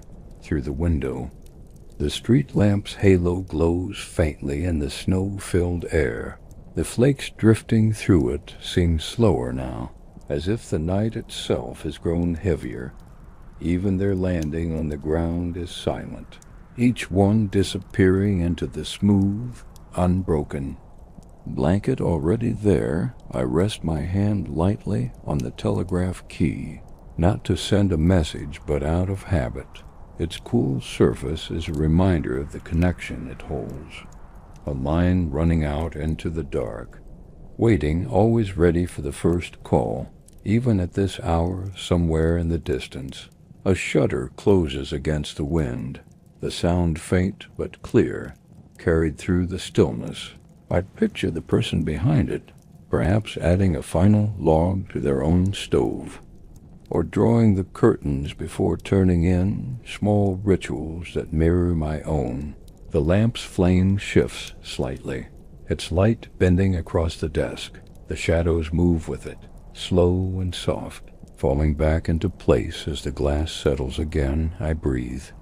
In the faint scent of the room, paper, cooled iron, a trace of pine from the firewood, all of it layered with the quiet that only winter nights seem to carry, a quiet that makes the hours indistinct, blurring the line between this moment and the one before it. The snow will keep falling long after I leave this chair, and the station will keep its warmth until the lamps are lowered, but for now I remain here, listening to the stillness, feeling the gentle weight of the night holding everything in place. The hour is late enough now that even the faintest noises of the town have gone. No cart wheels on the distant road, no voices from the square, only the constant, soft drift of snow against the window, a sound so fine It is more felt than heard. Lamplight has narrowed into its own small circle on the desk. Beyond it, the room fades into a dim and even shadow, the edges of shelves and the curve of the stove just visible. Like shapes remembered more than seen, I ease the chair back a little, letting my shoulders rest against its frame. The wood is worn smooth where it meets the curve of my back, familiar enough that it feels like part of the room itself, one of the quiet fixtures that has always been here. A thought passes through my mind that this is how winter nights in the station will always feel, whether it is this year or another, the same slow ticking of the clock, the same hush beyond the glass, the same waiting for the wire's first stir in the morning. The stove gives a last small crack, a faint reminder that embers still glow somewhere deep inside. I glance at it, but leave it as it is, knowing it will hold the room's warmth a little longer. Out in the dark, the snow has covered the footprints from earlier in the day. The street lies smooth and untouched now, as if no one has passed here since the winter began, and perhaps until morning no one will. I look once more at the telegraph key, still and silent under the low light. Its presence is enough. Even without a signal, it is a promise of connection, waiting quietly for the day to return. The quiet in the room feels almost complete now. Only the clock's pendulum keeps time, each swing a gentle mark against the stillness. I let my eyes follow its slow rhythm until the movement blends into the background. Outside, the snow has deepened along the sill, its edge now level with the bottom of the glass. The lamp beyond the street still burns, its light softened and diffused through the frost that clings to the window pane. I shift slightly, leaning forward with my elbows on the desk. The wood beneath my sleeves feels cool, a contrast to the faint warmth that still lingers in the air from the stove. The lamp's flame flickers once, sending a small tremor of shadow over the logbook and pen. Somewhere far down the line, another station might still be awake. Perhaps another operator sitting at a desk like mine, listening to the same hush, waiting for a message that may not come until dawn.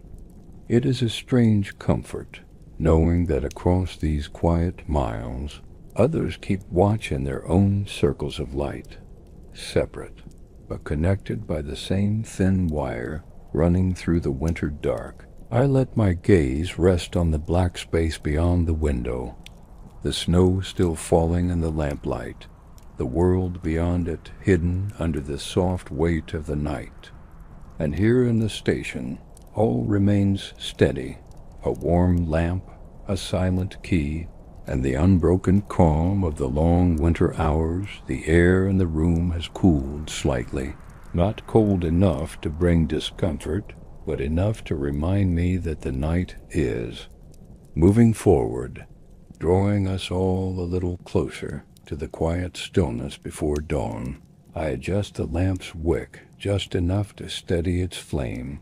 The light brightens for a moment, then settles into its usual warm glow, casting gentle shadows along the edges of the desk and glinting faintly off the metal of the telegraph key. The streets outside remain empty, their outlines barely visible beneath the thick, unbroken snow. Somewhere beyond the square, a faint creak carries through the air, perhaps a sign shifting in the wind, or a loose shutter tapping once before falling still again. I take in a slow breath. The air has that faint mix of cooled iron, paper, and the last traces of burned wood from the stove. It is a scent that belongs only to this place, a quiet blend that has settled into every beam and corner over the years. Leaning back once more, I close my eyes for a brief moment, not to sleep, but to listen, to let the sound of the snow and the slow tick of the clock fill the space, both so steady that they seem timeless, as though this night could stretch on without end, and, in a way, I would not mind if it did. For here, in the warmth and stillness of the station, the world beyond feels very far away, and all that matters is keeping watch until the morning comes. The lamplight rests steady on the desk, its circle of warmth a small world of its own within the larger shadowed room. Every object within its reach, the logbook, the pen, the inkwell, seems sharper here, while everything beyond fades into the dim, muted edges of the night. I let my hand rest on the wooden surface, tracing absent-mindedly over the faint grooves and marks left by years of work. Some are shallow scratches from moving equipment, others are soft, worn spots where my hand has rested countless times before. Each one tells a quiet history, not in words, but in the subtle way time leaves its mark. Outside, the snow shows no sign of stopping. It drifts downward in steady waves, layer upon layer, gathering without haste, covering the cobblestones, the steps, the roofs.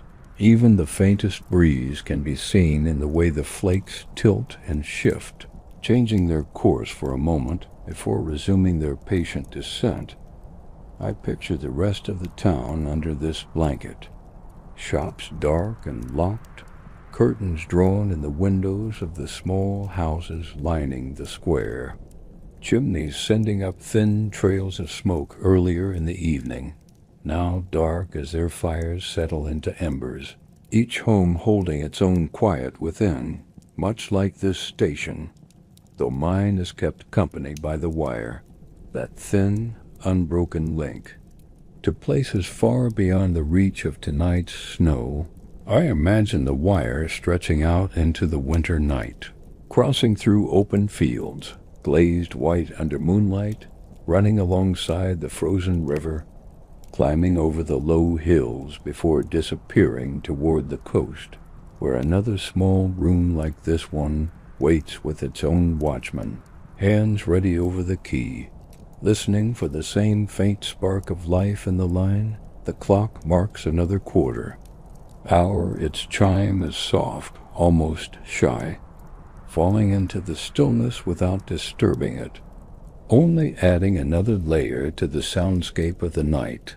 I glance toward it, then toward the stove, where the last of the embers glow like quiet stars beneath a thin layer of ash. I think of adding another log, but decide against it. The air here is warm enough, and the slow cooling of the stove matches the unhurried pace of the hours. Everything tonight seems to favor a gradual, unbroken settling, as if the whole world is intent on holding this moment for as long as it can. And so, I remain here, breathing in the familiar scent of wood, iron and paper, hands resting idle on the desk, eyes drifting now and then to the snow outside, content to let the night carry on exactly as it is. The lamp holds its patient glow over the desk. The wire rests with that low, even hum that says, "All is connected, though nothing is speaking just now." I run a fingertip along the edge of the map on the wall, the paper cool and faintly rough under the touch, the pens steady as stars. Outside the window, the snow deepens.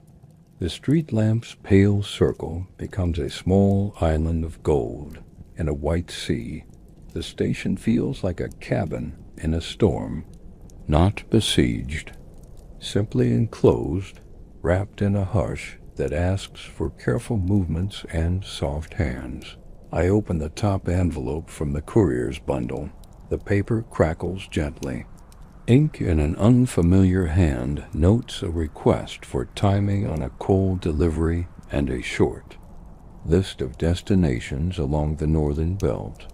The language is spare. Only what is needed, the lines of a country moving its warmth one wagon at a time. I answer on the wire with the calm cadence of schedules and junctions. The brass key answering under my fingers like a friend who knows every question before it is asked. When the reply comes, it is a simple received thank you, the kind of exchange that holds a whole day's work between two quiet words. The stove sends up a faint thread of heat. It meets the room without hurry, washing the air at shin height before rising in slow curls. From the street, a single set of footsteps crosses the lamp's circle. M-E-A-S-U-R-E-D. Unhurried, the sound softened by the drifted snow. A door closes somewhere beyond the square. Snow shifts from a roof and lands with a sound like a breath being let out. The station settles into that deeper part of morning when the town is awake, but not yet busy. A hinge hour, steady and balanced, I cut a slice of rye from yesterday's loaf. The crust answers with a tidy crackle. A brush of crumbs falls like dry snow on the board. A sliver of pickled cucumber lifts the flavor. The brine clean, the scent bright enough to wake the tongue without disturbing the mind. Tea turns from amber to a deeper brown in the glass. Sugar dissolves in a slow spark that has more to do with habit than sweetness now. I eat without haste. One eye on the key, the other on the pale window where the snow dims from white to pearl as the light grows. A line to the west taps a weather handover. Wind veering north by afternoon, snow continuing, keep switches sanded. I repeat it along the chain. Each station acknowledging with small variations of the same voice. On the wall, the blue pins outnumber the red today. The sight eases something in the chest that never admits worry aloud. Macro talk drifts through the wire in its own way. Coal to depots first, passengers following after. Flour to the river towns on a slower clock than last winter. The country moves in longer breaths this season. And in rooms like this one, the work is to keep the lungs from catching. Snow thickens. Again. The lamplight becomes a column, the flakes whirling and bright for a second before they vanish into white. I trim the wick a breath lower. The chimney glass clears with a soft bloom. The desk returns to a warm oval where pencil lines look dark and sure. A boy from the yard brings a slip about the siding at the south spur. His cap is salted white. His smile is quick and unwilling. A spark he hides by habit, I sign the slip. He leaves with a nod. His boots mark 2 neat arrows out the door and into the softness beyond. Behind him the door's latch finds its seat with a sound that says, well then, back to it, messages thin for a handful of minutes. I use them to oil the pivot, wipe the board with a cloth that smells faintly of lemon and kerosene. The key's arm returns to rest with a silk click. Small luxuries are not lace and velvet. They are smooth travel and quiet tools. From the shelf I take the small jar of plum preserve given in autumn. Not to open, not yet, only to feel the weight of summer in glass. It anchors the thought that seasons turn even when a city seems held in snow. One day the Neva will break with a long blue sigh, and rails will throw heat like stoves. I set the jar back. Let the lamp find its purple heart for a breath before the work resumes. A manifest rolls in from the east. Machine parts, bolt lengths, crates marked with stencils that name places I have never seen, but can point to with 2 fingers on the map. I copy the list in a neat hand. Underline the expected time with a careful stroke. Send onward to the yard. where men with gloves like bark will stack and bind. From the shelf above, spare paper sighs when I set a new roll. The scent of gum and linen rag rises like a modest memory of mills far off in damp valleys. The logbook's leather warms under my palm. The page accepts another line. The day gathers itself in quiet numbers. If a stranger read these marks, they might see only freight and weather. I see kitchens warming and workshops waking. A city of small fires coaxed alive by timetables. Near midday, the lights shift toward a paler gold. The snow eases and falls straight. Content to lie rather than fly, two men pass in conversation outside. One gestures with a mitten, the other laughs once, a sound that fogs and fades and leaves the air as calm as it found it. The wire murmurs, then clears. The central posts a reminder to confirm the evening expresses as the cold sets harder after dusk. I pin a small scrap by the map where my eye will catch it at 4. A nudge for a future self who, like me, will be here when the day leans toward night. In a corner of the mind, the country moves like a distant clock. Edicts and rumors and meetings that never cross this threshold. Here the truth is simpler. A key, a stove, a ledger, a window, a wire stretched through snow. I bank the coals with a practiced hand. 2 shovels, then draw the air. The iron answers. With a mild sigh, the heat steadies under the lid. Bread again, thinner slice. The jar stays shut. Tea refilled from the quiet heart of the samovar. The spoon rings once, a sound that sits in the air like a note from a small bell. Then all returns to hush. By habit I check the aerial with my ear rather than my eyes. The faintest thrum reaches. Bone. The line holds, the insulators sing their glass song as the breeze veers. If the storm deepened, I would go to the roof. Today it asks only to be noticed and to be thanked for holding. Afternoon unfolds in modest repetitions. A schedule cleared, a siding closed for a quarter hour while men pry ice from a stubborn switch. A simple hello from a station where the operator has the good manners to share his quiet with mine. I write steadily.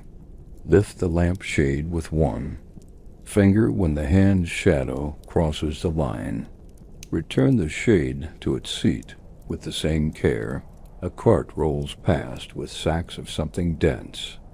The horse shakes its head, and the bells give a low chime that sounds almost like approval. On the sill, the snow has a satin look now, not new, not old, only present.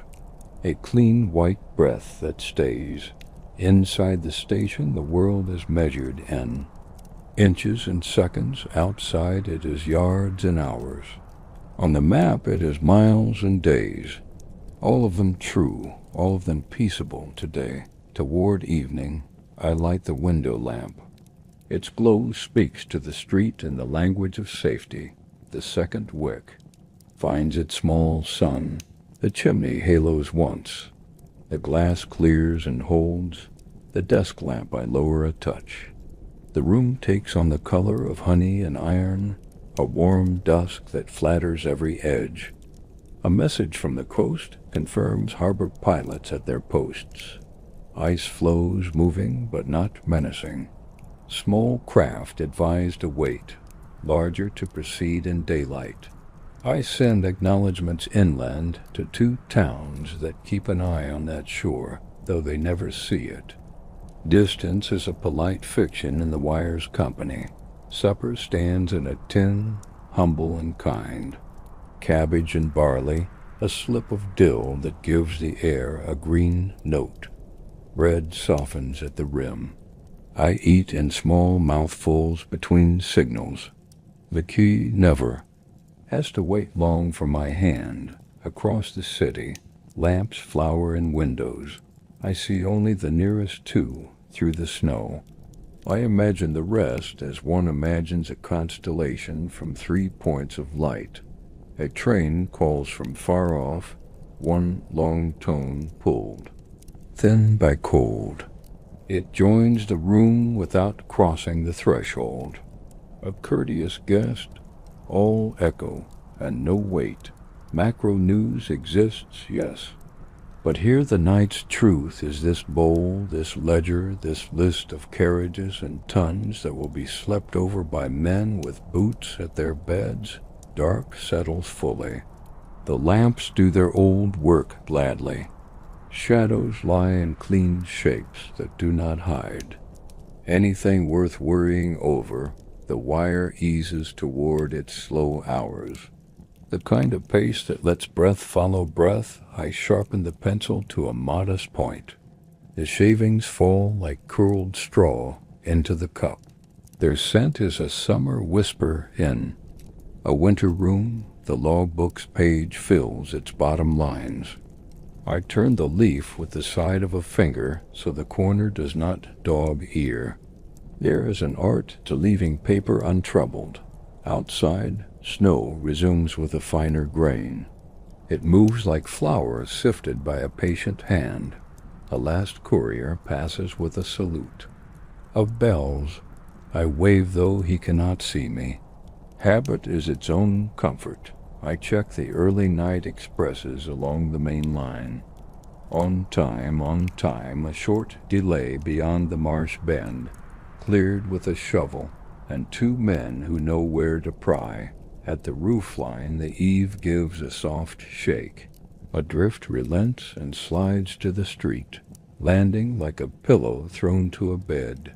I think of the country again in its larger frame. The fronts, the rail priorities, the flour stretched with barley in city ovens. I set those thoughts gently at the edge of the desk. They belong to the world outside this circle of lamp and stove, and they will be there in the morning too. Night deepens, the window lamp shows flakes crossing like moths in a slow dance. The street grows empty as a closed book. Inside, the stove goes from talk to murmur. I feed it a final pair of coals for the long watch. The key rests a minute, then answers a small station's good night with my own. 2 hands far apart agreeing that quiet is a kind of work. I roll the day's slips into their twined bundle. The knot learns my fingers as my fingers have learned the knot. The bundle sits in its tray like a loaf cooling. Useful, complete, unboastful. I lower the desk lamp a fraction more. The room takes on that deep honey tone that makes the brass look older and kinder. A last round of checks runs the length of the main line.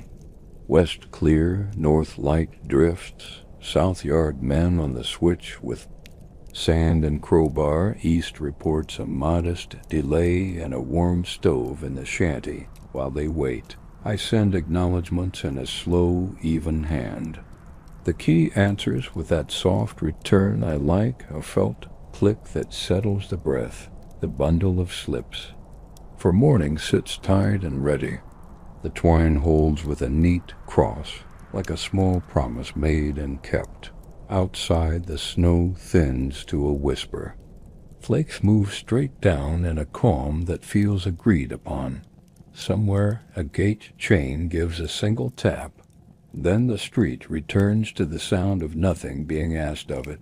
I stand and stretch with care. Shoulders, neck, the back that knows this. Cheer as well as any friend, the stove gives a low assent. Embers shift, a red deeper than wine, gathering itself for the long watch. A gentle hand on the line from the river junction. Their operator offers a simple good night. Rails sanded, lamp chimneys wiped, kettle filled for the dawn men. I return the same in my own words. Small housekeeping exchanged across white miles. On the wall map I set 1 pin, a finger's width. To mark a cleared siding, blue where red stood at noon, it is a quiet victory. The sort that never reaches a headline but keeps every loaf and bolt and letter moving. Macro news drifts in the lamplight as a thought rather than a fact. Flour stretched with rye, coal bound first for depots. River ice scored for the ferry channel. By men with poles and patient backs, I let it pass like weather seen through glass. Noted, respected, set down again so the room can keep its softer work. The key sits ready, the Neeb pen glints. The pencil rests with its point toward the open ledger as if listening. I take a final sip of tea. There's no heat left, only the taste of leaf and tin, calm as a winter breath. Snow along the sill looks like folded linen. Clean edges, faint gleam, a promise of quiet to come. I draw the curtain 2 inches to temper the draft. The fabric lifts and settles like a sleepy chest. A tram far away whispers over rails cleared by sand and care. Its bell rings once, a small silver note that travels farther than sight. I picture the driver's gloved hand, the lamp by his knee, the slow nod he gives to an empty corner simply because he always has. I open the drawer with the spare fuses and cable lugs. The cotton wrap smells of dust and oil, a scent I have come to count as good fortune. A neat coil of field wire lies in its strap, enough to throw over an insulator if a dawn gust asks for it. Tools in their places make a mind sit easier. Order is a kind of heat when the night runs long. I close the drawer with the back of my fingers. Wood answers wood with a soft, sure touch. The second lamp at the window holds steady. Outside it the flakes are moths, slow and harmless. Between lamps, the dark is not unfriendly. It is simply deep, like a river, by sound. A church clock counts the half hour with muted bells. The snow eats the edges and returns them as kindness. I note the time in the margin, not because it matters, but because the habit pleases. The page from the coastal branch, a modest string of weather code comes through. Barometer low, wind to back by morning. Ice drift slow along the outer quay. I copy with an easy hand. Numbers and signs stacking like firewood, each piece with its place. 2 inland stations ask for the repeat. I send it twice without being asked a third time. When the circuit falls quiet, the room receives the hush as if it had been waiting with its palms open. Supper's tin is rinsed and set to dry. The spoon leans against it like a resting oar. I bank the fire with 2 small shovels. Shake the grate just enough to wake the heart without rousing flame. Heat gathers low and even, the kind that keeps boots kind and ink willing. I set my saws to the warm board by the stove and feel the day leave the leather at last. A letter from last week waits under the blotter. My mother's hand, even and small, telling the news of geese, of a neighbor's roof repaired, of apples kept in straw, that paste of September when cut. I read 3 lines and stop where the page breathes. I like to save the rest for another still hour like this one. Not all messages travel by wire. Some come on paper that knows the smell of a kitchen. I return it to its place. The lamp finds the curve of the script and rests there a moment, as if reading too. The wire hums in the walls like a held violin note. No call rides it, yet it is alive. I rest both hands lightly on the desk.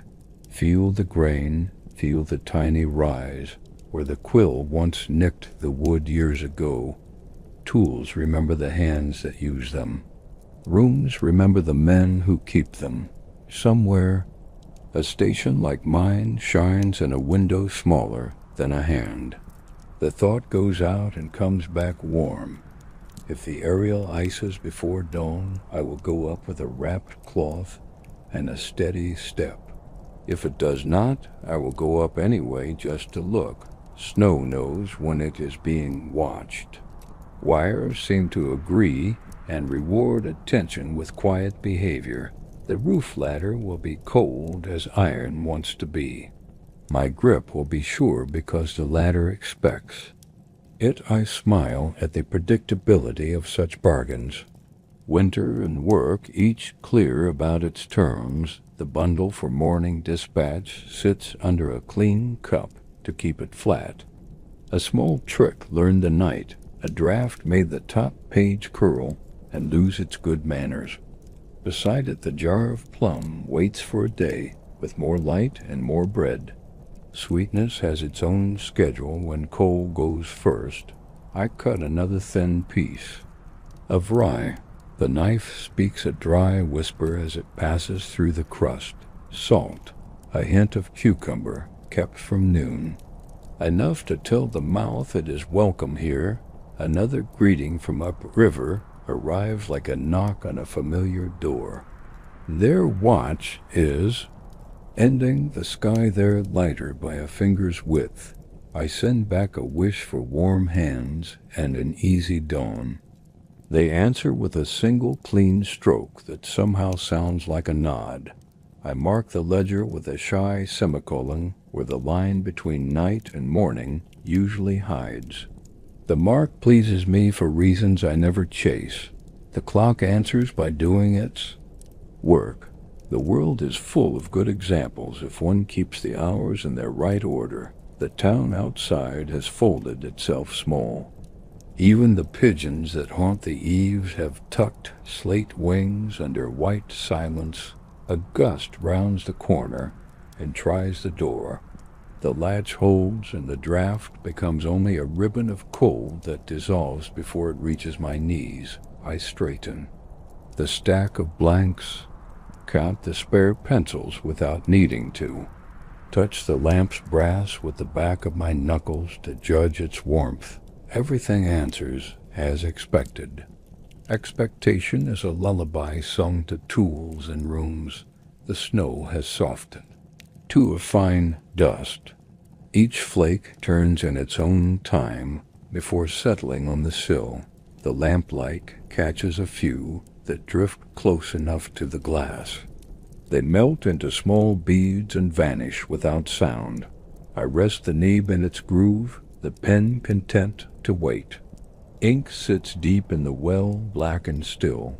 The stove gives a slow sigh as its coals settle into a steady glow. Heat moves outward like ripples in a pond. Somewhere down the line a station sends a short, polite code.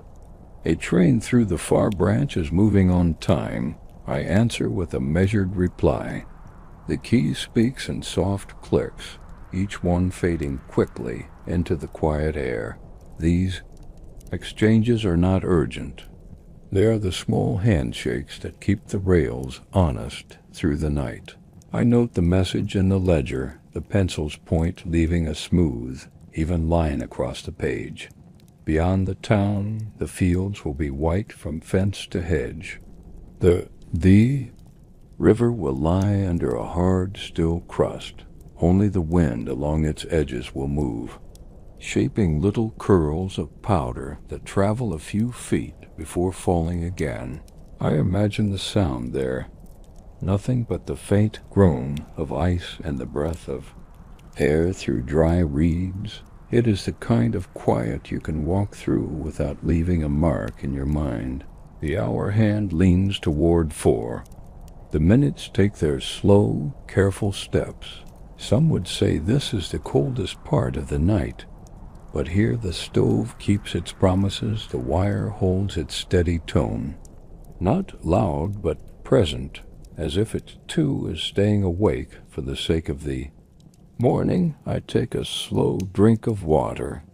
The tin cup feels cool against my hands before the swallow warms it away. A faint light gathers far off, not from the sun yet, but from the sky easing its grip on the dark, it shows itself in the way the snow on the roofs gains a soft edge.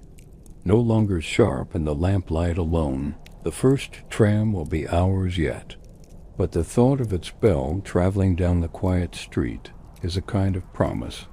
I close the curtain halfway, letting the room keep its own night a while longer. If the line stays clear until the dawn shift, I will leave them a desk in perfect order. No loose slips, no untidy coils, no ink left open to dry. A clean desk is a kindness, the same way a warm stove or a full kettle is. I've always thought that. These small courtesies are what hold the larger work together. The snow pauses, as if considering whether to fall again. In the stillness, the ticking of the clock seems to slow without truly changing.